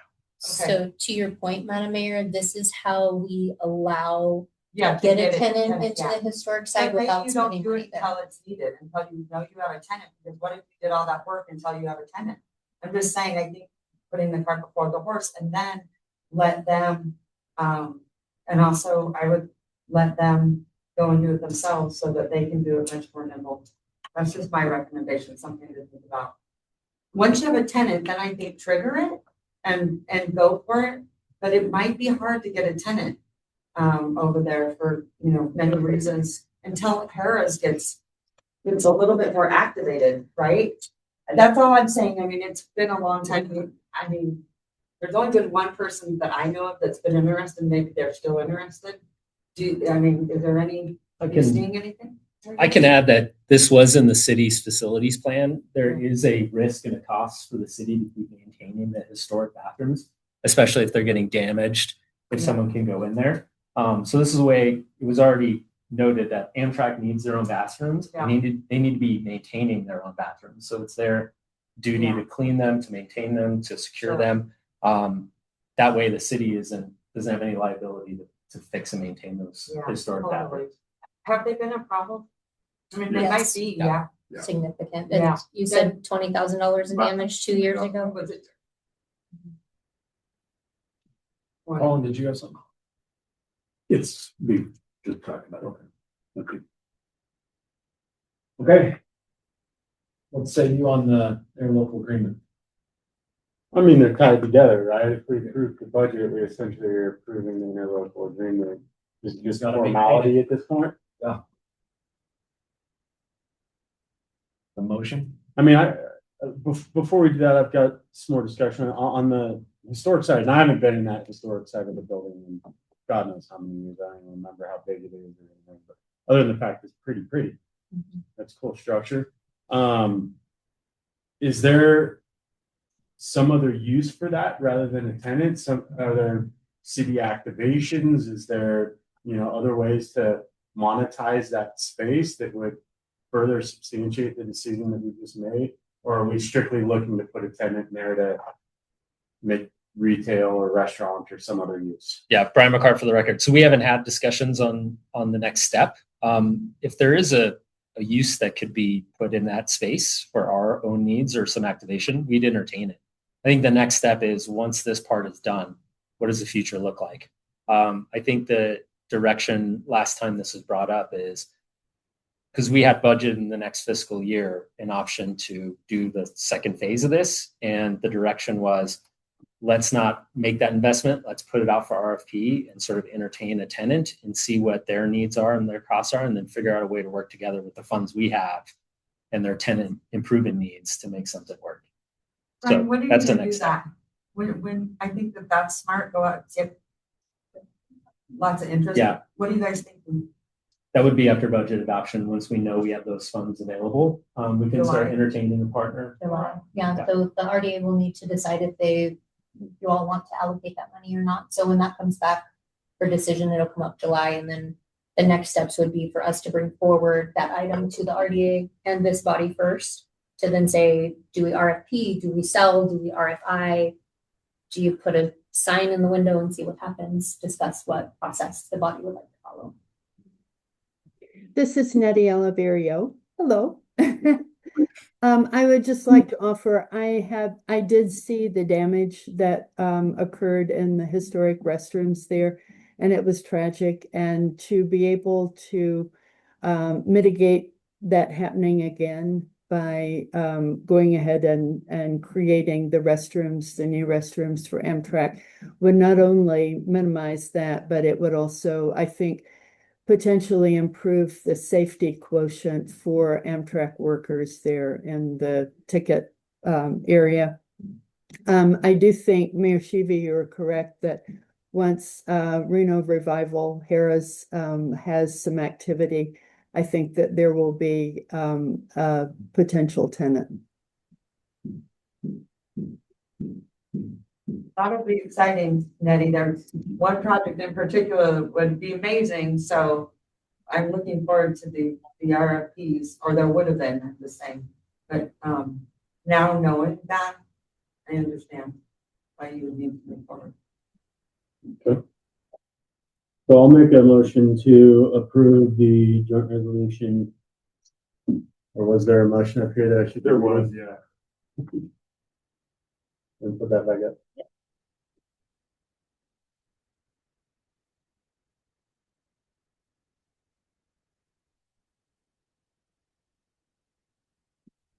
So I move to recommend, Kurt Stitzer for the record, I move to recommend that the redevelopment agency board adopt a joint resolution and approve the interlocal agreement between the Reno redevelopment agency and the city of Reno for Amtrak station ADA restroom improvements.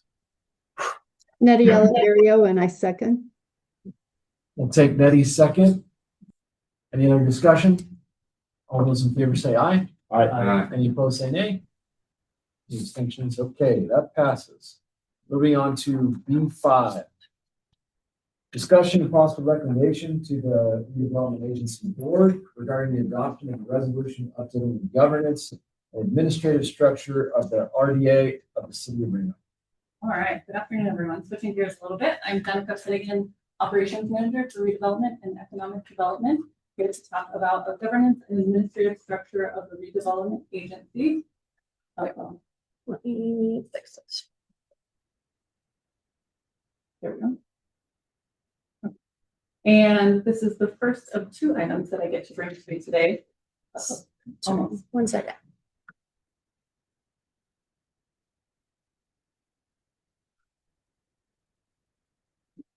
Essentially, we are looking at cleaning up some old resolutions that the agency has adopted over time. So since 1983 and the establishment of the agency, the board has adopted a number of resolutions, some of which now are outdated and inconsistent with current group on the city side. It's so created some misalignment with current policies, and so here to introduce a new resolution to clean that up. You can see resolution 1 of the agency over here adopted in 1983. So what is being asked of you all today is to make a recommendation to the RDA board for the potential adoption of the proposed resolution. So this resolution focuses on 4 areas: the governance and administrative structure, procedural rules, meeting administration, contracting authority, and professional and legal services. So we'll go through each one of these and discuss the changes. The first one is governance structure. Prior resolutions 1 and 41 address the general roles of the agency and the board.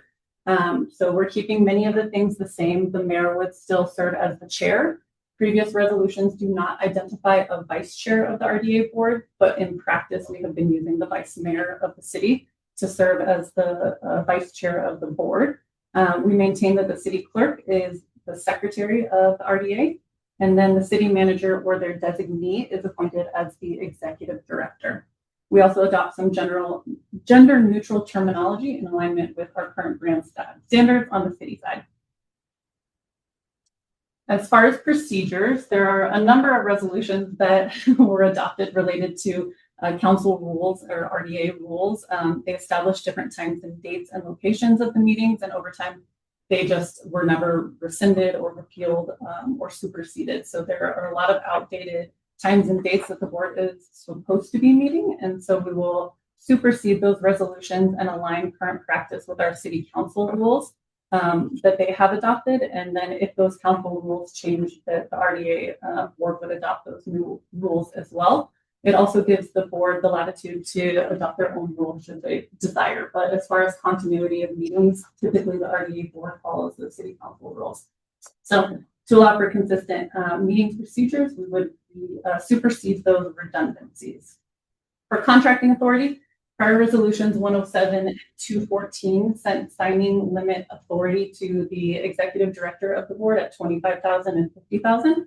Currently on the city of Reno side, the city manager or the executive, on the city side, the city manager has the authority of up to $100,000.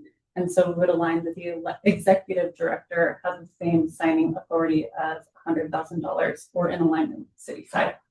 So that creates some reduction in administrative burden and consistent with our purchasing policy on the city side. Question. Yes. So is that authority bound by an appropriation in a budget, or does the city manager have ad hoc authority to do off-cycle spending? The city manager will have the authority to sign up to $100,000, as would the executive director. Budgeted or not budgeted? So so I guess my question is, we bring a budget forward, and so just like the city council approves a budget, and that budget establishes an appropriation, and that appropriation binds the city manager within those items. And thus her authority extends to $100,000 of that. But I guess what I'm asking here is, Yes. would the city manager, if we get, whose authority would now be $100,000, the RDA is a lot of money. Recognize a lot more money for the RDA than the city budget. Is she still bound by the appropriation of the body? It would correlate to the adopted budget by the body. Thank you for that clarification. And lastly, legal counsel. Several resolutions identify specific legal agencies for outside legal counsel for the redevelopment agency, in addition to approval layers from the Department of Finance. So the proposed resolution designates the City of Reno attorney as the designated legal counsel, as well as gives the opportunity to hire outside legal counsel as necessary. So in total, 13 resolutions are affected by this new resolution to repeal or supersede duplicative and conflicting resolutions. All other resolutions would remain in effect for the RDA. And so I'm happy to answer any questions. One more for me, Heather, out for the record. Just for the sake of the public that are watching this, safe to assume that the city attorney's office was engaged in this work and basically held the pen on mapping back and forth and all the updates. Yes. Yes. So again, the city attorney has reviewed everything you're asking us to vote on. Perfect. Yes, the city attorney as well as our outside legal counsel have reviewed all pertinent resolutions. Thank you. And actually turn on. As you heard from me on the weekend, yes, sir. Mike Van Houten for the record. At one time, the redevelopment agency had its own like executive director that wasn't the city manager, like Mark Lewis. Was it the city manager that hired him, or did the RDA board hire him? Actually, attorney, it was the city manager who hired him, and he was actually functioning as the administrator of the organization, but it was a report to the city manager. Gotcha. Because this is actually so resolution establishes that the city manager is the administrator of the RDA. Yes. And then resolution 41. 41. Yes. 41 changes it so that there's an executive director position. That's right. Thank you. Sorry. So that's another reason to kind of clarify and redo 1 and 41 to reduce the ambiguity between those resolutions. And so why would we add the designee portion? Because I saw in the 1983 bylaws, it says that the city manager is the administrator, but we're adding or designee. Yep. So I think it would give the city manager the authority. It doesn't, as this resolution is written, it doesn't contemplate a specific appointment. It would just give the city manager the authority to do so if they desired. Okay. And would the board, the RDA board itself, still have the ability to hire staff or like an executive director? Because I noticed in the original NRS statute, it basically said that the RDA board has the power to, for personnel selection, compensation. I'm just thinking like in the future, if the RDA board, let's say, was to ever separate from the city council, they may want the purview to hire their own executive director. I think that would be a new set of resolutions. So you would likely rescind or repeal or supersede this current resolution because there would be other structural changes that would need to come with that by way of resolution. So I think you would address it at that time. This particular resolution doesn't prepare or contemplate that. Okay. What other comments or questions? Just check online real quick to see anything from member Olivero or Harris.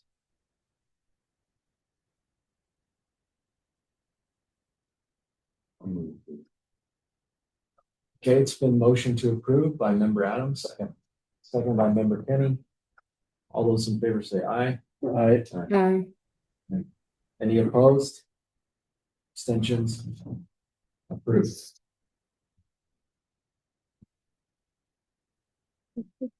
We're into a TIF application on B6. Let's just get right into it. Excellent. You can bring Jeff Wood as well.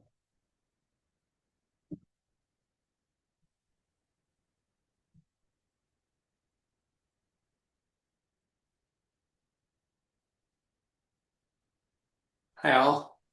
No.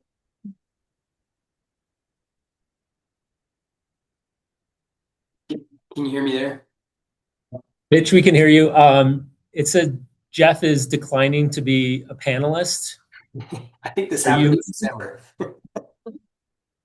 Are you running the show today? I am today, yep. Okay, excellent. But All right. I'll let him know to join as a panelist there. Yeah, to accept that. All right. So the item before you today is the presentation of the gap analysis for the project at 521 Lake Street with Coldwater Capital. We have the applicant here today, Mitch Morris and Jeff Wood with Coldwater Capital to answer any questions. I did prepare a presentation and so did Coldwater Capital. And I'm wondering if you would like to see their presentation first, as they can give a bit more context on their project, and then I can fill in the gaps on the gap analysis. Sounds good. Okay. Mitch, I'll let you take it away. If you can screen share, we'll go that way. If not, we have a copy we can pull up. Hey, yeah. Sharing now there. I think you can see that PowerPoint. Yep. We can. Okay, and I'll just leave it in this mode even. Just Mitch, are you able to hear me? We can hear you too, Yeah, Jeff. Yeah. Okay, great. Sorry about that. Yeah, thanks again for having us a second time here. We discussed this in December, and now it's already April. Time has flown. So we're excited, though, still to bring 106 attainable homes into downtown Reno. And as a brief kind of summary or recap, are these first few slides here. So yeah, it is 106 units and of really high efficiency workforce housing. Just under 400 square feet is the blended average of the apartment size there, with our goal to be very attainable and livable. These like quote unquote micro units, as some people call them, have minimal amenities and no on-site parking, which really allows us to bring down those and offer those lower rents. So yeah, one of our partners projects is the Bookbinder in Salt Lake. This is kind of a accurate representation of something we would bring. While it does have some extra balconies on there on most units, that's not exactly what we're looking to do because of the construction costs. But yeah, in these photos, this is about a 400 square foot unit. You can see it still has a full size fridge, range, oven. In the bathroom, it still has a bathtub there, not instead of a walk-in shower. And then in unit washer dryer as well. So we really want it to be not only attainable but also livable in your unit there. So that's our goal, and that's our product type that we offer. So this is obviously information that you guys already know, but just as a refresher, and really what we like about this site is being in downtown there. We have that proximity to all the major employers, as well as UNR. We're a block away from that 4th Street RTC station, and surrounded by the biggest little bike network and a number of bus stops. So very walkable, and we really like that the city is already, you guys have already taken a very walkable approach to the city and have tried to already you've been implementing this for decades. So we're just happy to jump on the bandwagon and help. Again, a little more information that you guys already know on that in the report that the city of Reno generated last year for the housing needs assessment. One major target there of the city is 9,000 plus units to be below 80% AMI and over the next decade is the goal. And so our projected rent is just about, on average, it's the 60% AMI threshold there. So we are well below that and really looking to help this target and this goal there. This is probably a little bit more the newer information, so apologize if I already put you to sleep, but this is where I'd raise my hand and let you know that this is new information. So in December, when we submitted our application, we had a local GC that had given us an estimate of hard costs there of about $15 million. During the board meeting there, and sorry, did somebody jump in? No, okay. Sorry. During the board meeting in December, one of you, I didn't catch the name, but I really appreciated you guys doing that, is raised your hand and for this and signal that the hard costs looked low. So we reevaluated, and being new to the Reno market, went and spoke to a couple extra GCs, and we felt that Metcalf Builders, we felt that they were a qualified GC that gave us a very itemized estimate that increased those total hard costs just over $3 million, which in turn, obviously, it shot down our returns there. So ultimately, with SB Friedman, we worked with them and gave them that estimate, and our pro forma and their pro formas basically showed to get to a yield on cost of 6.5%, which is a very standardized return metric for the industry, especially for lenders that they're looking at. We would need an additional assistance of $3.1 million.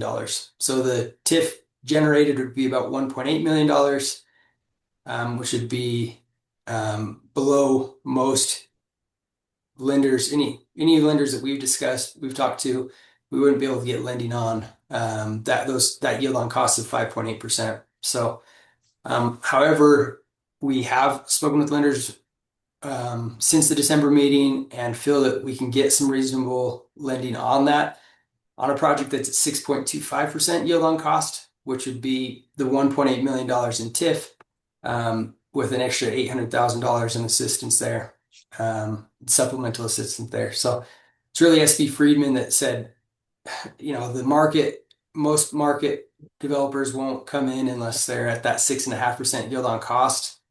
But we feel like the product type, the area of the market, and just the fact, we look at this as a partnership, and we feel like Reno, we would like to come build more of these in. So we feel like this is a great way to get into the market here, and a win-win for everybody.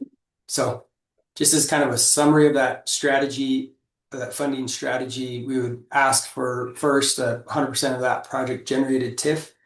And the reason that is 100% is that the program sunsets, as you know, the program sunsets in December 2035 for RDA2. So by the time this is built and finished in roughly summer of 2028, we would have about 7.5 years to receive those TIF funds there. And then at the end of that, which is good for you guys, instead of being a 15-year ask of the $3.1 million drug out, you guys have half the time here to be able to receive that money back quicker there, to be getting money brought into the city, excuse me, if that makes sense. Secondly, I think, the ask would be to get to that 6.25% yield on cost of an additional $800,000 supplemental assistance. And there's lots of options here. I listed a couple, and the RDA or re-up, as I should say, could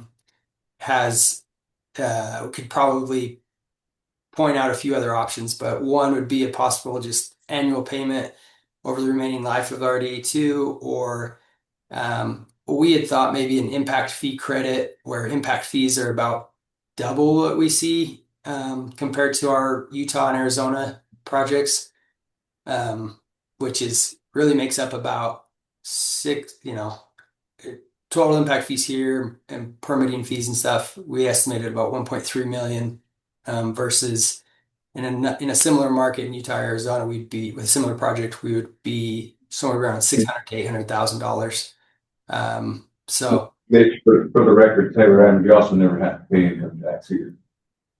yes, very true. Says the Edom guy. Sorry, carry on. It's ingrained in him. I love it. Very true. Much appreciated. Yeah. And just on the third side,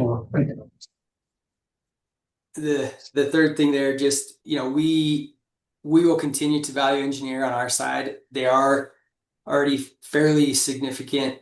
I mean, fairly high efficient units there, where even if you look at our original proposal, it was 107 units. This is actually, but now we were seeing 106. One reason there is a central boiler room is taking up one of those units there, so that to bring those costs down. So we've already been through several rounds of value engineering, and we will of course we're going to hire a GC to help us through the design process there as well.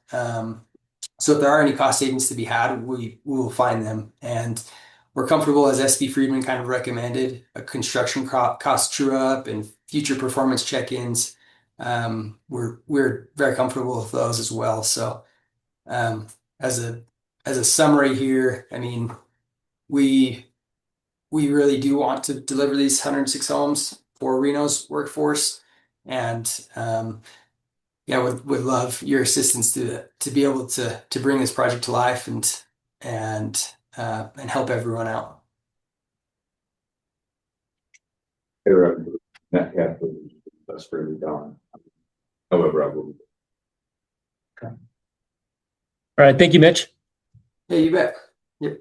I will pull up my presentation.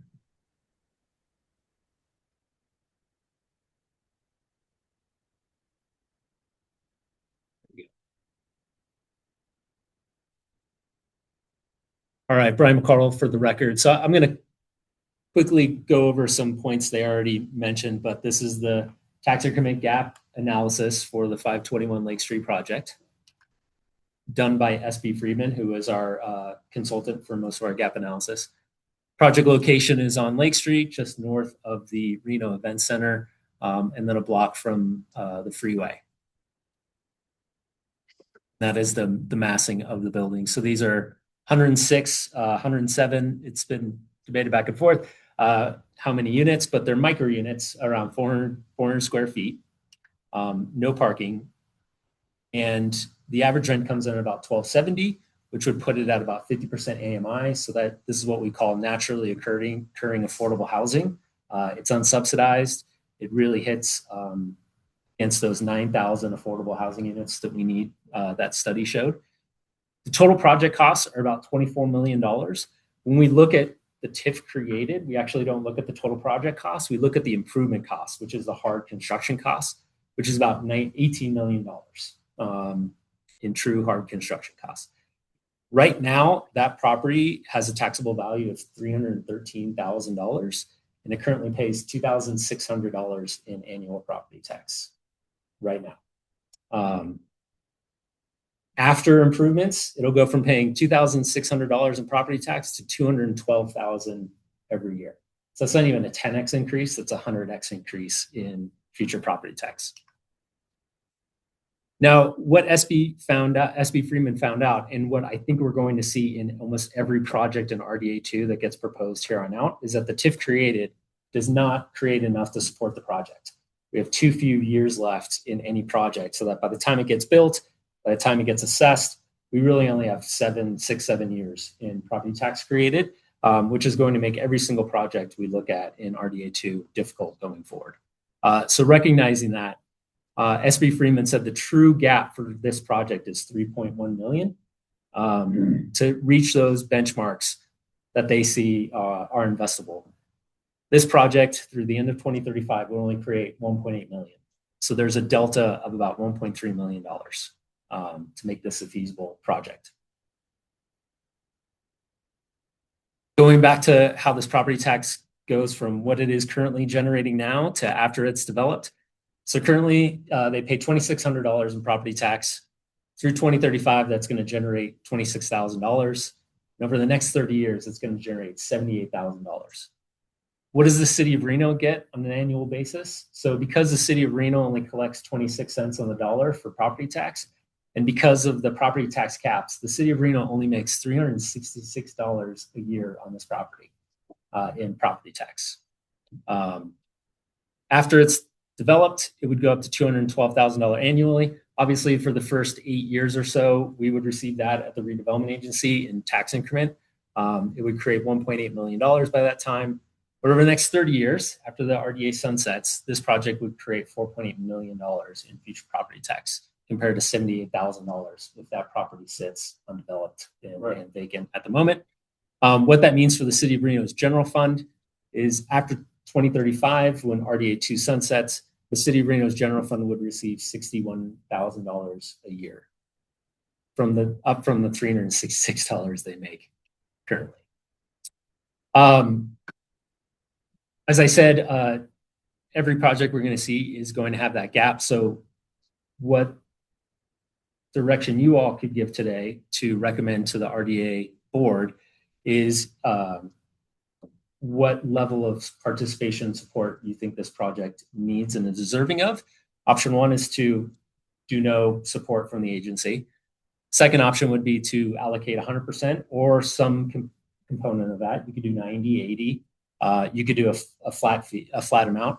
The third option is to allocate 100% of the tax increment with an additional $800,000 supplemental support. We could phase that out annually. It would be maybe $125,000 one lump sum that they get sent with their reimbursement checks from their TIF created through 2035. I've got a quick question. So they're saying they're 3.1 million short. We're going in, we've already approved 1.8, right? I'm sorry. And they're asking for another 800 grand. Where's that? The delta is $500,000. Where's that $500,000 coming from? That's a great question. In Mitch's presentation, he showed that in order for them, so SB Freeman said that this needs to get us 6.5. Yeah, so 6.5% is yield on cost is what is probably acceptable with lenders. Coldwater Capital believes that they can do this at a 6.25% yield on cost. But their lenders would be more inclined if they saw 6.5. Yeah. So I think the precedent that we establish here, going beyond what the TIF would support, is dangerous. I mean, and it's got to be incredibly measured, because I think once you open that, you could bleed the RDA dry in a heartbeat. Because I mean, every developer that we see from now on is going to ask us to go. I mean, myself included. Of course you were. I mean, right? I mean, so, and I'm not saying we shouldn't do it. I just think it's important to understand the precedent we established, recommending the city council, or excuse me, the RDA board, that they go beyond the confines of what we can generate in the time horizon we have, particularly the size of some of the projects that we know we're just been approved. And so I just, that said, I'm supportive of this project. I'm supportive of what they want to do. I just think the precedent here is dangerous. I mean, I would feel so much better if we knew that there was going to, which by the way, I wholeheartedly support. Don't speak to the city council. I would love to see us, start some formal action to extend our RDA, to create a new time horizon that could allow us to fill this gap with revenues that are actually generated by the project in the time. But I recognize we don't have that in front of us today. So I would just ask that whatever we do here, we do it with the consideration that city council may take a future action that could extend the time horizon on the RDA, and that in the event that happens, I think it would certainly be my preferred outcome that we use those funds as opposed to our cash reserve. Mike, I have for the record, again, maybe that is a question for Mayor Sheevy. What is the appetite for extending the RDAs? Or for Taylor or Ashley? Yeah. Okay, so I Do you will want me to say, weigh Mayor on the numbers and then I can carry it to you for the feeling? don't we get, no, hold on one second, let me ask you this. Don't we get a BDR in July? So that's part of where you'll get BDRs that you decide, the presentation's coming in July, so those are submitted to the legislature. And so with that, What's the time? I think it's coming Deadline. the second meeting, No, because no, it's deadline for August a 1st. BDR. August 1st. August August. first. So my thought was to bring it to the council in July to identify the priorities, and that will be one that I will be proposing. Thank you. And so also with that, because we've discussed this a little bit, Mr. Chair, currently staff is having an analysis done on what the economics look like of an extension versus not.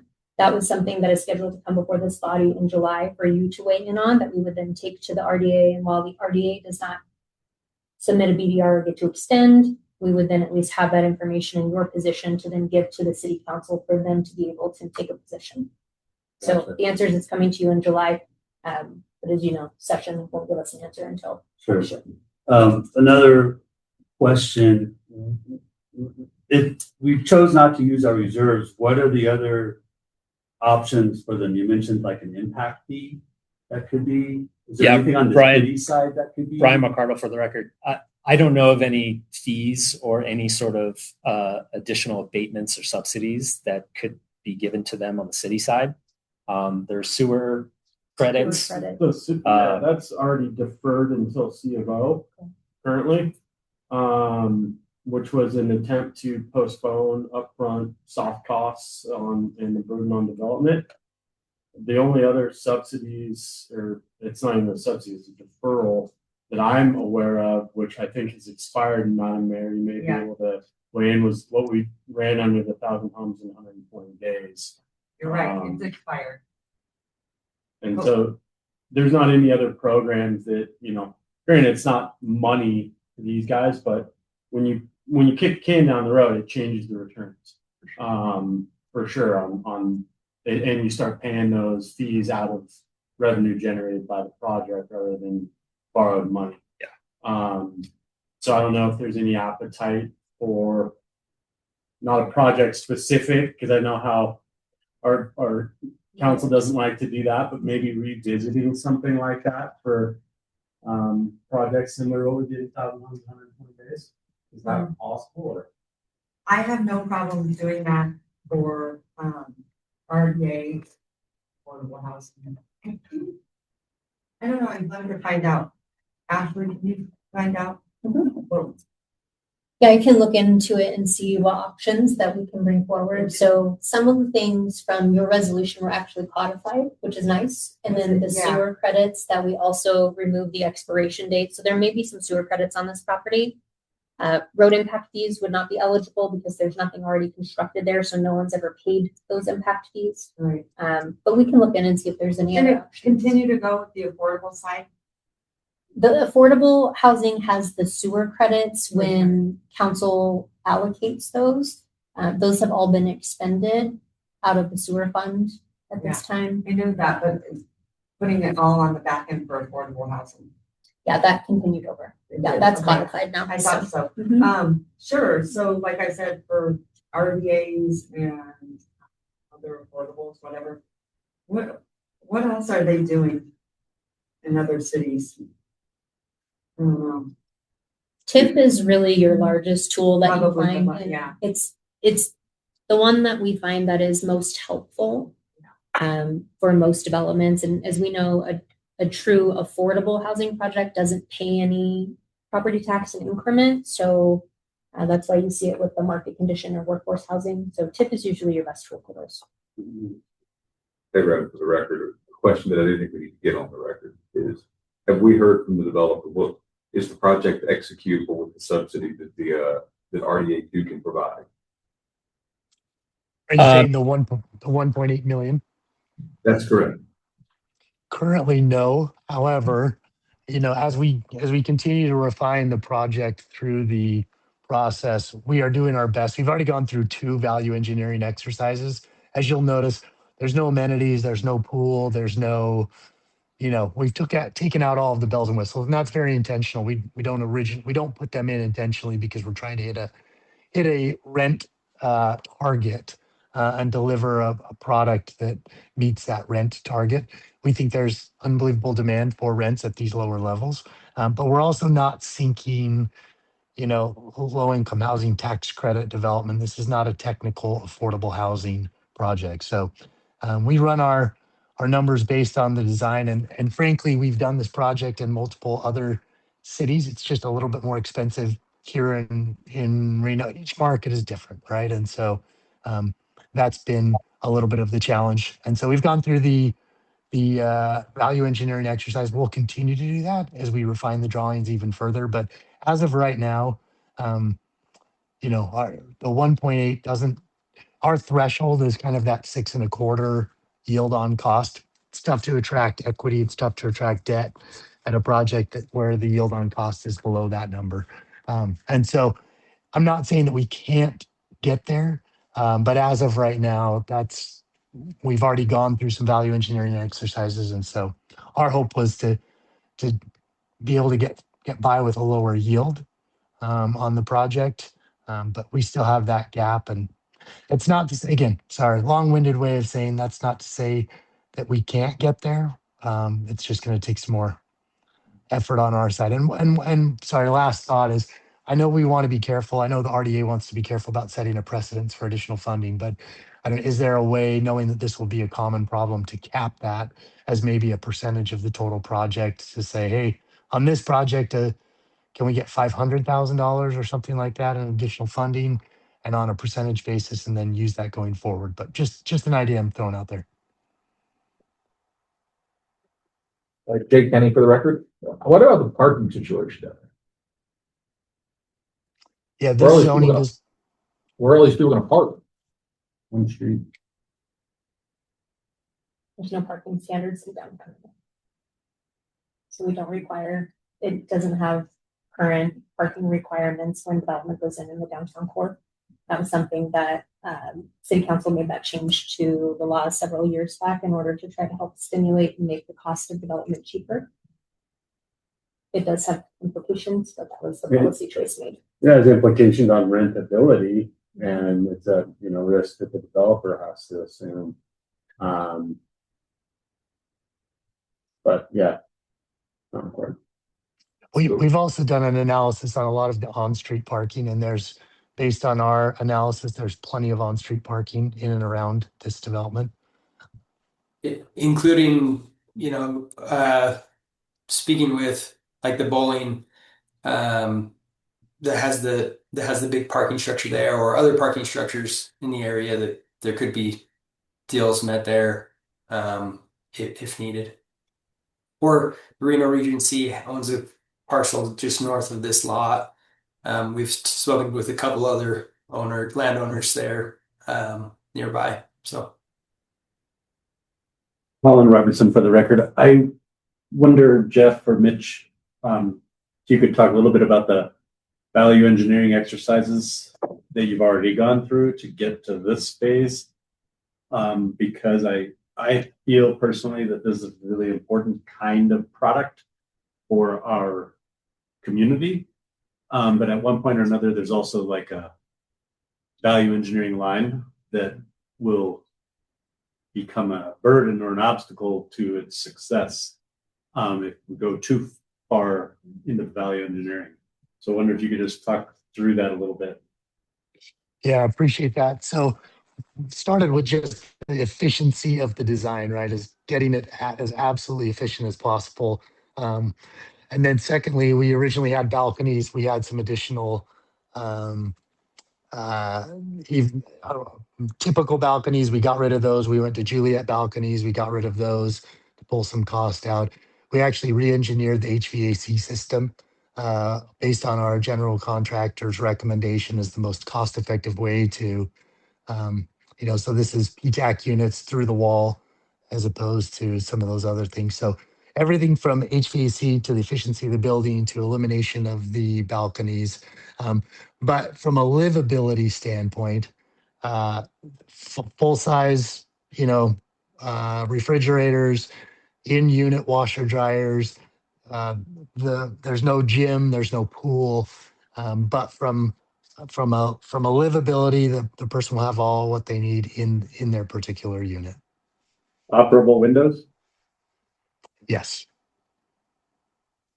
Hey, Rick, I'm gonna propose an idea to move this forward. And I don't know if this will be agreeable to the developer or the folks in the room, because it's not really any of the three solutions that were proposed by staff. But I do think it's commendable that we have a developer that's wanting to also do a precedent setting action, or basically it's bringing this precedent setting action on the type of construction that I think is really positive, on the type of construction that they're bringing to us without using federal subsidy. I think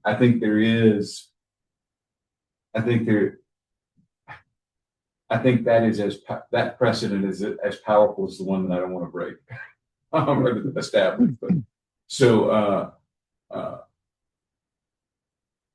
something we might do, and I appreciate the mayor for her leadership and her willing and sort of her suggestions there be a BDR coming on extension of the RDA in short order. I'd like for the developer to come away with something today. I'd like us to consider authorizing what the TIF, or basically what RDA 2 will support today, with the understanding that there are city processes that the developer is going to have to go through. We're not breaking ground on this thing next week. I'd like to get to the submission of that BDR and give us the opportunity to do one of two things. At that point, assuming that BDR is in the packet and we're sending it to the General Assembly, and we can feel generally sure that we'll be able to extend the time horizon. In that sense, the developer would more or less be eligible for the full gap that the project would carry. Secondarily, in the event that BDR wasn't submitted, I think we'd be in a position to come back and consider additional funding given what this developer is doing for us. And so, I understand that's a bifurcated approval, and that's not something you can go finance today. But I think it shows a strong commitment on behalf of this body that the city council can consider that keeps us in the game till we know what future revenues look like. And so I don't know if that works for this group. I don't know if it works for the developer at the table. But when I think that we're basically in April, July is right around the corner. And so that if that's something we could consider, that gets us moving with what we know we can afford today, but gives us the opportunity to come back and make this right in short order. And to add to that, and I don't know what processes need to be gone through on the city side, but they're for the CalAv Studios, which was in the packet as a comparison. That's my project. That's a micro unit project as well. And the 1,000 homes in 120 days initiative and the programs that were incorporated in that were super beneficial to us as the developers in helping to finance that project. It wasn't a deferral of any, or waiver of any costs, but deferred payment of fees on down the road. And as you start moving that stuff down the road in your pro formas, it starts to have an impact on the yield. So that might be just another lever we can pull to help these guys out to get to viability as we take a multi-pronged approach. So obviously that's outside of our purview here at the RDA, but something that might be worth looking into and see if it's just something else that we can layer on top of what we've already approved for this project to help get them across the finish line. And that was Kurt Spitzer for the record. Nice. Okay. One item to bring up is how long of a timeline does everyone feel comfortable with? Because rates will change. How long do you want to let this project kind of be in limbo before it has to be reassessed? With interest rates and other things, a lot can change between now. I think if the BDR is the triggering factor, that's soon enough. I think if we defer to the applicant here, Mike Van Houten, for the record, put it this way, I don't feel comfortable giving them money out of our reserve right now. I think if it was a blighted project that there's an existing building, I might be more motivated, but it's just kind of a vacant lot that's not harming downtown as much as like half of closed Virginia Street is right now. So I like the idea of putting it off until we can actually see what happens with the BDR. I don't know how the developer feels about that, but like what member Adams mentioned, it is setting a dangerous precedent to saying, here's money out of our reserve, which affects our ability to do capital improvement projects. Whether that's we give them one big chunk or chunks over time, that is taking away what what we're working on with the priorities of the capital improvement projects. And so this is my thought. Yeah, I mean, so we could look at. We can frame our motion that way somehow, but yeah, we could either take no action on it and just move it off the table and recommend nothing. We can recommend denial. I guess I feel Colin Robinson, for the record, it gives us a little bit of a opportunity to leverage the discussion about the BDR getting going. If we could make it so that obviously the developer's not going to help. It's not going to help the developer to have a kind of an IOU pending BDR. The thing I think we could do is say, let's get the BDR rolling so that then we revisit this application once that BDR is ready to be submitted. Yeah. Maybe this is a message to the RDA board why getting that BDR extension is so important, rather than saying, "Oh, we're just going to fill it with RDA reserve." So they might look at that as not acceptable. Yeah, we just keep doing that. I am willing to do the one, if anyone else is, I'm willing to do the 1.8 that we know that the RDA will support at the present, in the present, because we've seen the project, we know what it is, but I do agree that we could use the time on the additional funds. But I'd let if the developer needs some commitment from us that we like this project. Definitely support the TIP financing they originally asked for. Yeah, but then I'm fine with the motion including something that will come back, that this will come back before us. Yeah. But assuming council accepts, or excuse me, that the RDA accepts what we're doing and and approves this sort of course of action, that as soon as that BDR is either completed or not, that it come back to us. Yeah. Hey, Mitch, Jeff, do you guys have a hard date on when you would need all your financing approved and everything? Like, where you guys at is with that process? I know it runs concurrently to design progression, permitting, et cetera, et cetera. Do you guys need this 100% firmed up by, say, today or August 15th? Or like, where are you at as a schedule to where this needs to be figured out or the project needs to go on hold? No, I mean, if we could have, and let me maybe ask a quick question before we go too much further. The BDR process is just that the RDA is going to city council or to the city and asking for an extension of the TIF timeline, right? So from 2035 to extend that. At that point, we would know if there's ability to increase the 1.8 based on that longer time horizon. And is that it's a state process, so we have to submit a bill draft request to the legislature to do what you just described. But that won't happen until the session begins in January, and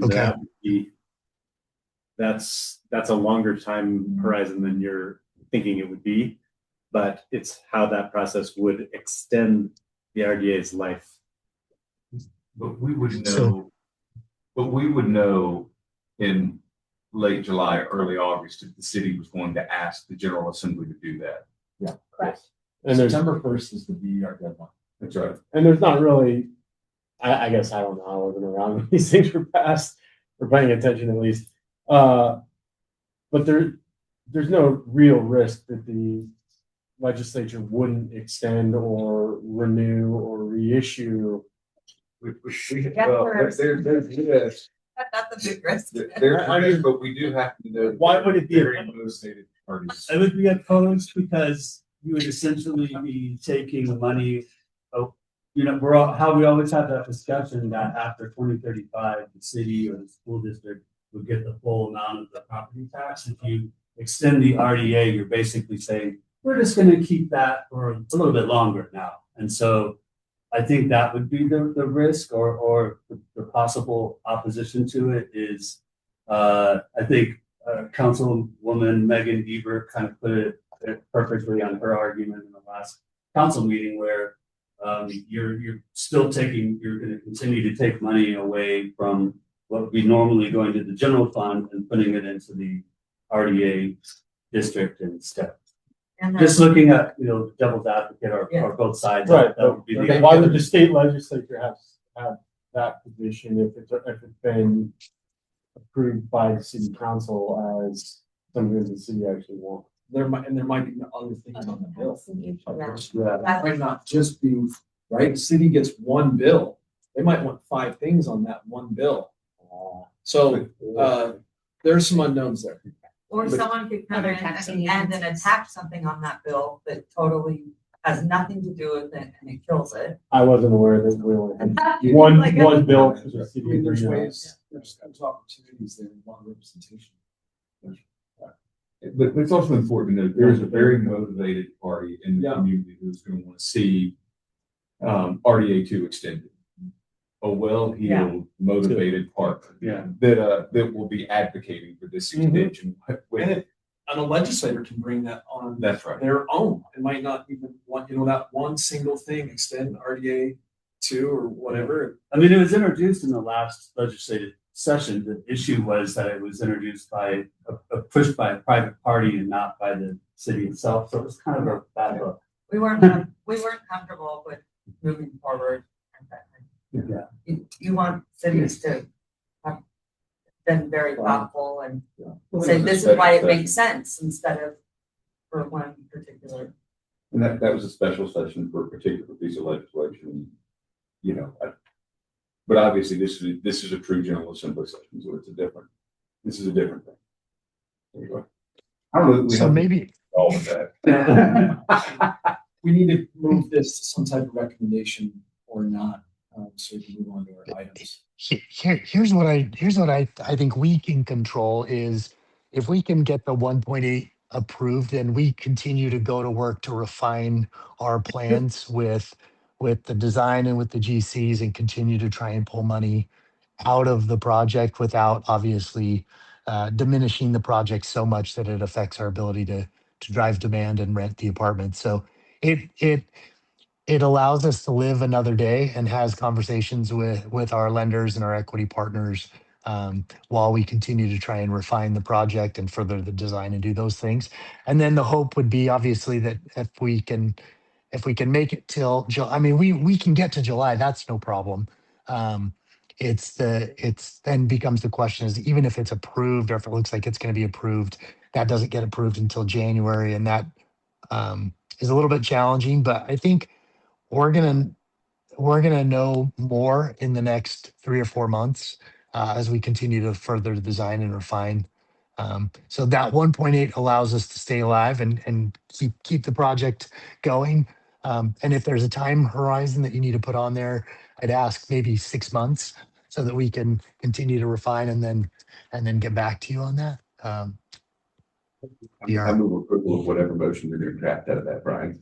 Yeah, I moved to approve the 1.8 million original TIF financing.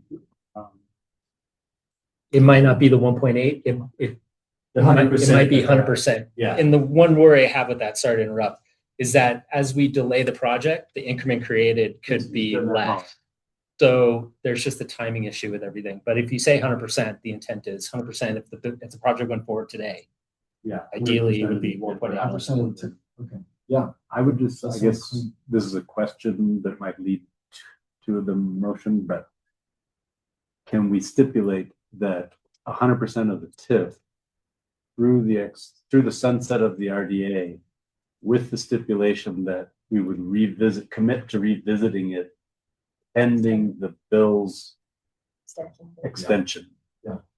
like that modified motion. Yeah. Might be good with that. Yeah, that's pretty good. Okay. Second on that motion? I'll second. Second by member Kenny. I'm sorry, I need some clarity on that motion, please. Sorry. Sorry, What Judy. I think I heard. Judy, this is Ashley. What I think I heard, and the body can confirm, is that your recommendation to the RDA is that they fund 100% reimbursement rate through 2035. Wait. Fund 100% reimbursement rate. Through 2035. Okay. And if the RDA 2 receives an extension, then the financing percentage will return to this body for a reviewed recommendation of a different percentage to fill. I'm sorry, then financing percentage will return to this body. Or a reviewed recommendation of a percentage to. For a percentage. Hello? Hello? I can still hear you, Judy, but sounds like they froze on their end. Yeah. So what I have is to recommend funding 100% reimbursement through 2035. And if RDA 2 receives an extension, then financing percentage will return to this body for reviewed recommendation for a percentage.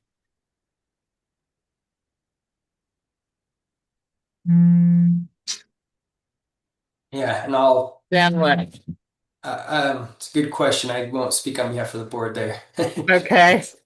But yeah, and in fact, now they're not on at all. Well, Jessica's still on.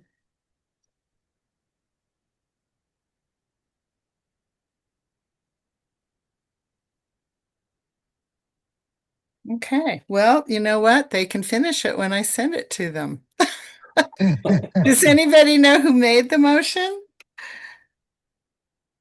I'll wait for them to come back on. Okay, yeah, I didn't catch your name, sorry. Boy, that was a bad time, huh? Yeah. So close. Judy, I believe it was Taylor Adams who was making the motion. This is Nettie, but okay, thanks. But I don't think it's proper for me to put words into his mouth for the motion, so I won't add to that.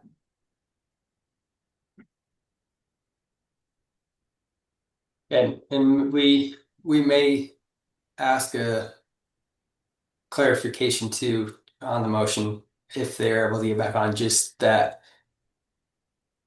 if the RDA is extended or not, meaning gotcha. We could receive the $3.1 million if it was extended over a longer period of time, obviously, and then, or if it was not extended, if it's denied, rejected, then then would the RDA consider that supplemental financing?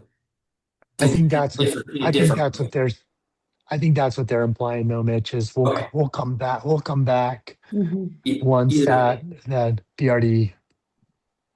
Okay, I just want to make sure there's a either way option that we will revisit it. Yeah, it's great. Okay, well, Jessica just dropped off and made Nettie the I've become the host. So they realize they are off the call. Yeah. I bet they're trying to dial in. That could be so. We actually have reached the end of the time that we said we were going to end the meeting. So I don't know if they can continue. I mean, I don't know if there will be. Oh, I see. The Zoom call dropped because it was only set up for a certain time frame. Yeah. Okay. Yeah. Well, we can jump off, and I'm sure they're figuring it out. Do you or do you want us to stay on? I'm not in a good place to advise you on that. I'm suspecting they are not coming back, but I don't know that. Oh, wait, Jessica is the host now, so they've reconnected. Here we are. Okay, great. Sorry, we lost you for a minute. Okay, as we move into B8, I think since we're pressed for time, it's I guess what I'd like to do is ask you all just to kind of preface this item. This item will give us information on some of the best practices, some of the things that some other redevelopment agencies are doing across the country. Excuse me, have you moved on to 8B? Because we're still trying to get the motion. Yeah, B7 was just a discussion, informational item. Okay, And, the sentiment of the board was that we support the program as presented and in the packet. No action taken, just insight, thumbs up, basically. okay. I was in the middle of getting the motion for the preceding item. And what I have is Mr. Adams was making a motion to recommend funding 100% reimbursement through 2035. And if RDA 2 receives an extension, then financing percentage will return to this body for a reviewed recommendation. And then you froze. Oh, that sounded right. That was motion by member Van Houten. Okay. Seconded by member Kenny, and it was approved. And I have it correct? Yeah. And then Ms. Oliverio and Harris, do you want to vote on that motion? Yes. And I'm, so Kara, are you on as well? I don't believe she's on. Okay, she just fell off as well. Okay, then you So went to I'm sorry. Oh, I'm sorry, Judy. This is Nettie Oliverio, and I will add an I to that. Yes. Thank you. To that. And thank you for adding that in. And then item B7, there was consensus to support, and now you're on item B8. That's right. Okay, thank you. So I'll read the report for B8, and we don't have to necessarily do a presentation. Well, yeah. So what I'd like to do, pending your guys' opinions too, is this really is best practices, and we've had a lot of discussions about how this board can add the most value to RDA and the city of Reno as a whole. So some of those discussions are, and you've all kind of expressed this also, is do we need more authority? Do we need more checks and balances? Do we need, to expand the scope? All different kinds of things. And I think the RDA is asking for those same type of things from us, as you all know in conversations. So some of those things might go as much as spending authority, hiring authority, independent agency, all that different types of things. So perhaps what I think we could do is connect with Mayor Sheevy, the RDA, to host a work session with our group and theirs. And this was actually concepted last couple months ago. So if everybody's up for that, this would essentially be a special meeting to talk about what the future holds for RDA. Is everybody okay with moving to something like that? And in this place, and this presentation would actually be moved into that type of workshop setting. We'll find the right time that we can all get together. And is that something everybody willing to do? Because it would be nice to have a specific focused session on this issue if we do start to talk about an independent agency or budget authority approval, all those different types of things. So I'll just, unless the majority here is perfectly fine with just kind of. I guess let me ask the question, what about our current structure and operations do we feel is lacking or could be improved upon by going through this exercise? Well, I mean, that's exactly what we would kind of discuss, unless. I have opinions on it. Yeah, sure. I mean, there's. So I mean, I'm fine giving public input for this item and doing a workshop too, but I think it would be good. I mean, is this an agenda item that's going before the RDA at all or anything? No, this Okay. wasn't a requested item from the chair for this board. It's not been requested by the RDA yet. No, I think a workshop would be good, because what I took away from that report is that the best functioning RDA agencies in the country are independent boards. And I think before we decide what we want to be as a RAB, maybe the RDA board needs to decide what they want to be.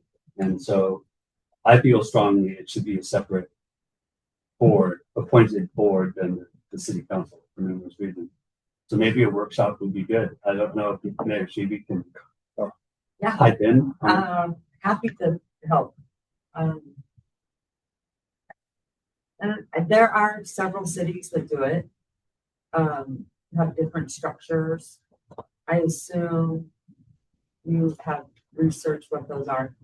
Yeah. Okay, they're in the packet, clearly, right?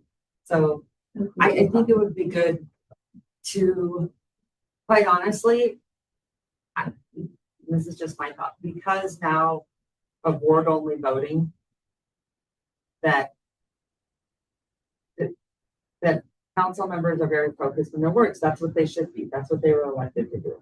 This is very different in the sense, and also I think many of us don't have backgrounds in redevelopment, and to have experts being able to make those decisions. Not to mention, I also feel that politically, to be honest, it's, I think, a nice buffer to not have to attach to where people think that, you know, you're in favor of any particular project that is perceived as there are relationships there. And this would also help, I think, if you did like some other structure. Now, you could always have the council member or the ward representative sit on that board. Actually, okay? Yeah. What time is it? We gotta get out of here. No, that's all I was looking at, is 1:30. I was making sure that. Is it 1:30? Yeah. Yeah. Yeah, I was like, I think. I guess what I was I thinking was like, are you was, supposed to be Saying, I think there's many different structures, and you guys probably want to have that conversation. Council probably wants to have that conversation, so a joint sort of something.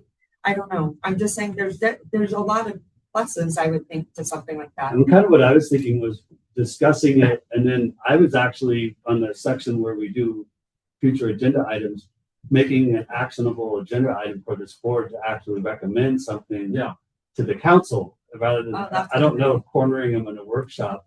Yeah, Might that's a be the good best idea too. approach. And they might not want to give up the power. I don't Right, know. and so I We don't have know, not had talking about that conversation. particular thing. Yeah. With all of them together would actually jeopardize the discussion. So if you don't have time today, maybe we move it to our next meeting where, and make it almost like an action item that we recommend, that we discuss and recommend something to the council or the RDA board. I think that's good. Why don't you guys do that and then bring it forward? Yeah, because if you trap the whole RDA board in a workshop and say, what do you guys think about this? It might not be as effective as recommending something to them officially first as a RAB, because we are an advisory board. That's kind of what I was thinking. So if we don't have time to talk about it today, maybe we make it an actionable agenda item for our next meeting where we discuss the report, we discuss options, because I do still feel very strongly about separating it and recommending that to them. And then letting them kind of run with it and see what they think. Oh, Robertson, for the record, I would echo that. I share the idea that there's a good set of reasons to look at having a more independent board. And I think if we sort of rationalize that, whatever recommendation we would arrive at, we're going to be a little bit better off going into the conversation with the idea. Okay, so let's do this then. We'll, as a board, make sure we review that information. We'll probably try and lead with this item in the next meeting, and including a piece in there that gives us ability to act and recommend something up. And then we'll go from there. And Mr. Chair, what we will do is staff will bring back this item on your May agenda. We will push it to be agendized for action. So we'll go earlier in your meeting presentation. And then the idea, if we follow our normal cadence, is that staff will then bring that to the RDA board the second meeting in May and move forward with. So that will be our approach unless we hear differently from this board next month. Yeah, does that sound good, everybody? And the other thing is, I would just use the briefings, use for any type of information. I mean, there's a wealth of knowledge here and a lot of case studies, and just to prepare us for that, so that we have the best recommendation that goes up that we can think of, or no recommendation. Okay. Copy. Thanks so much. Good job. Okay, any announcements? Any future agenda items? Any public comment? Maybe one. If there should be a sale on a certain property downtown, I would like this board to think about what the ballroom, future of the ballroom looks like. Oh, okay. I know what that means. I think we're in details. All right, You know what you mean. Yeah. Okay. Can I get a motion to adjourn? Can you just double check the public comment? Any public comment online? Okay. Motion to adjourn from member Kenny, second from member Houghton. All those in favor say aye. Aye. We close the adjourning. We're adjourned. Great. See you, Nettie. Mischief man.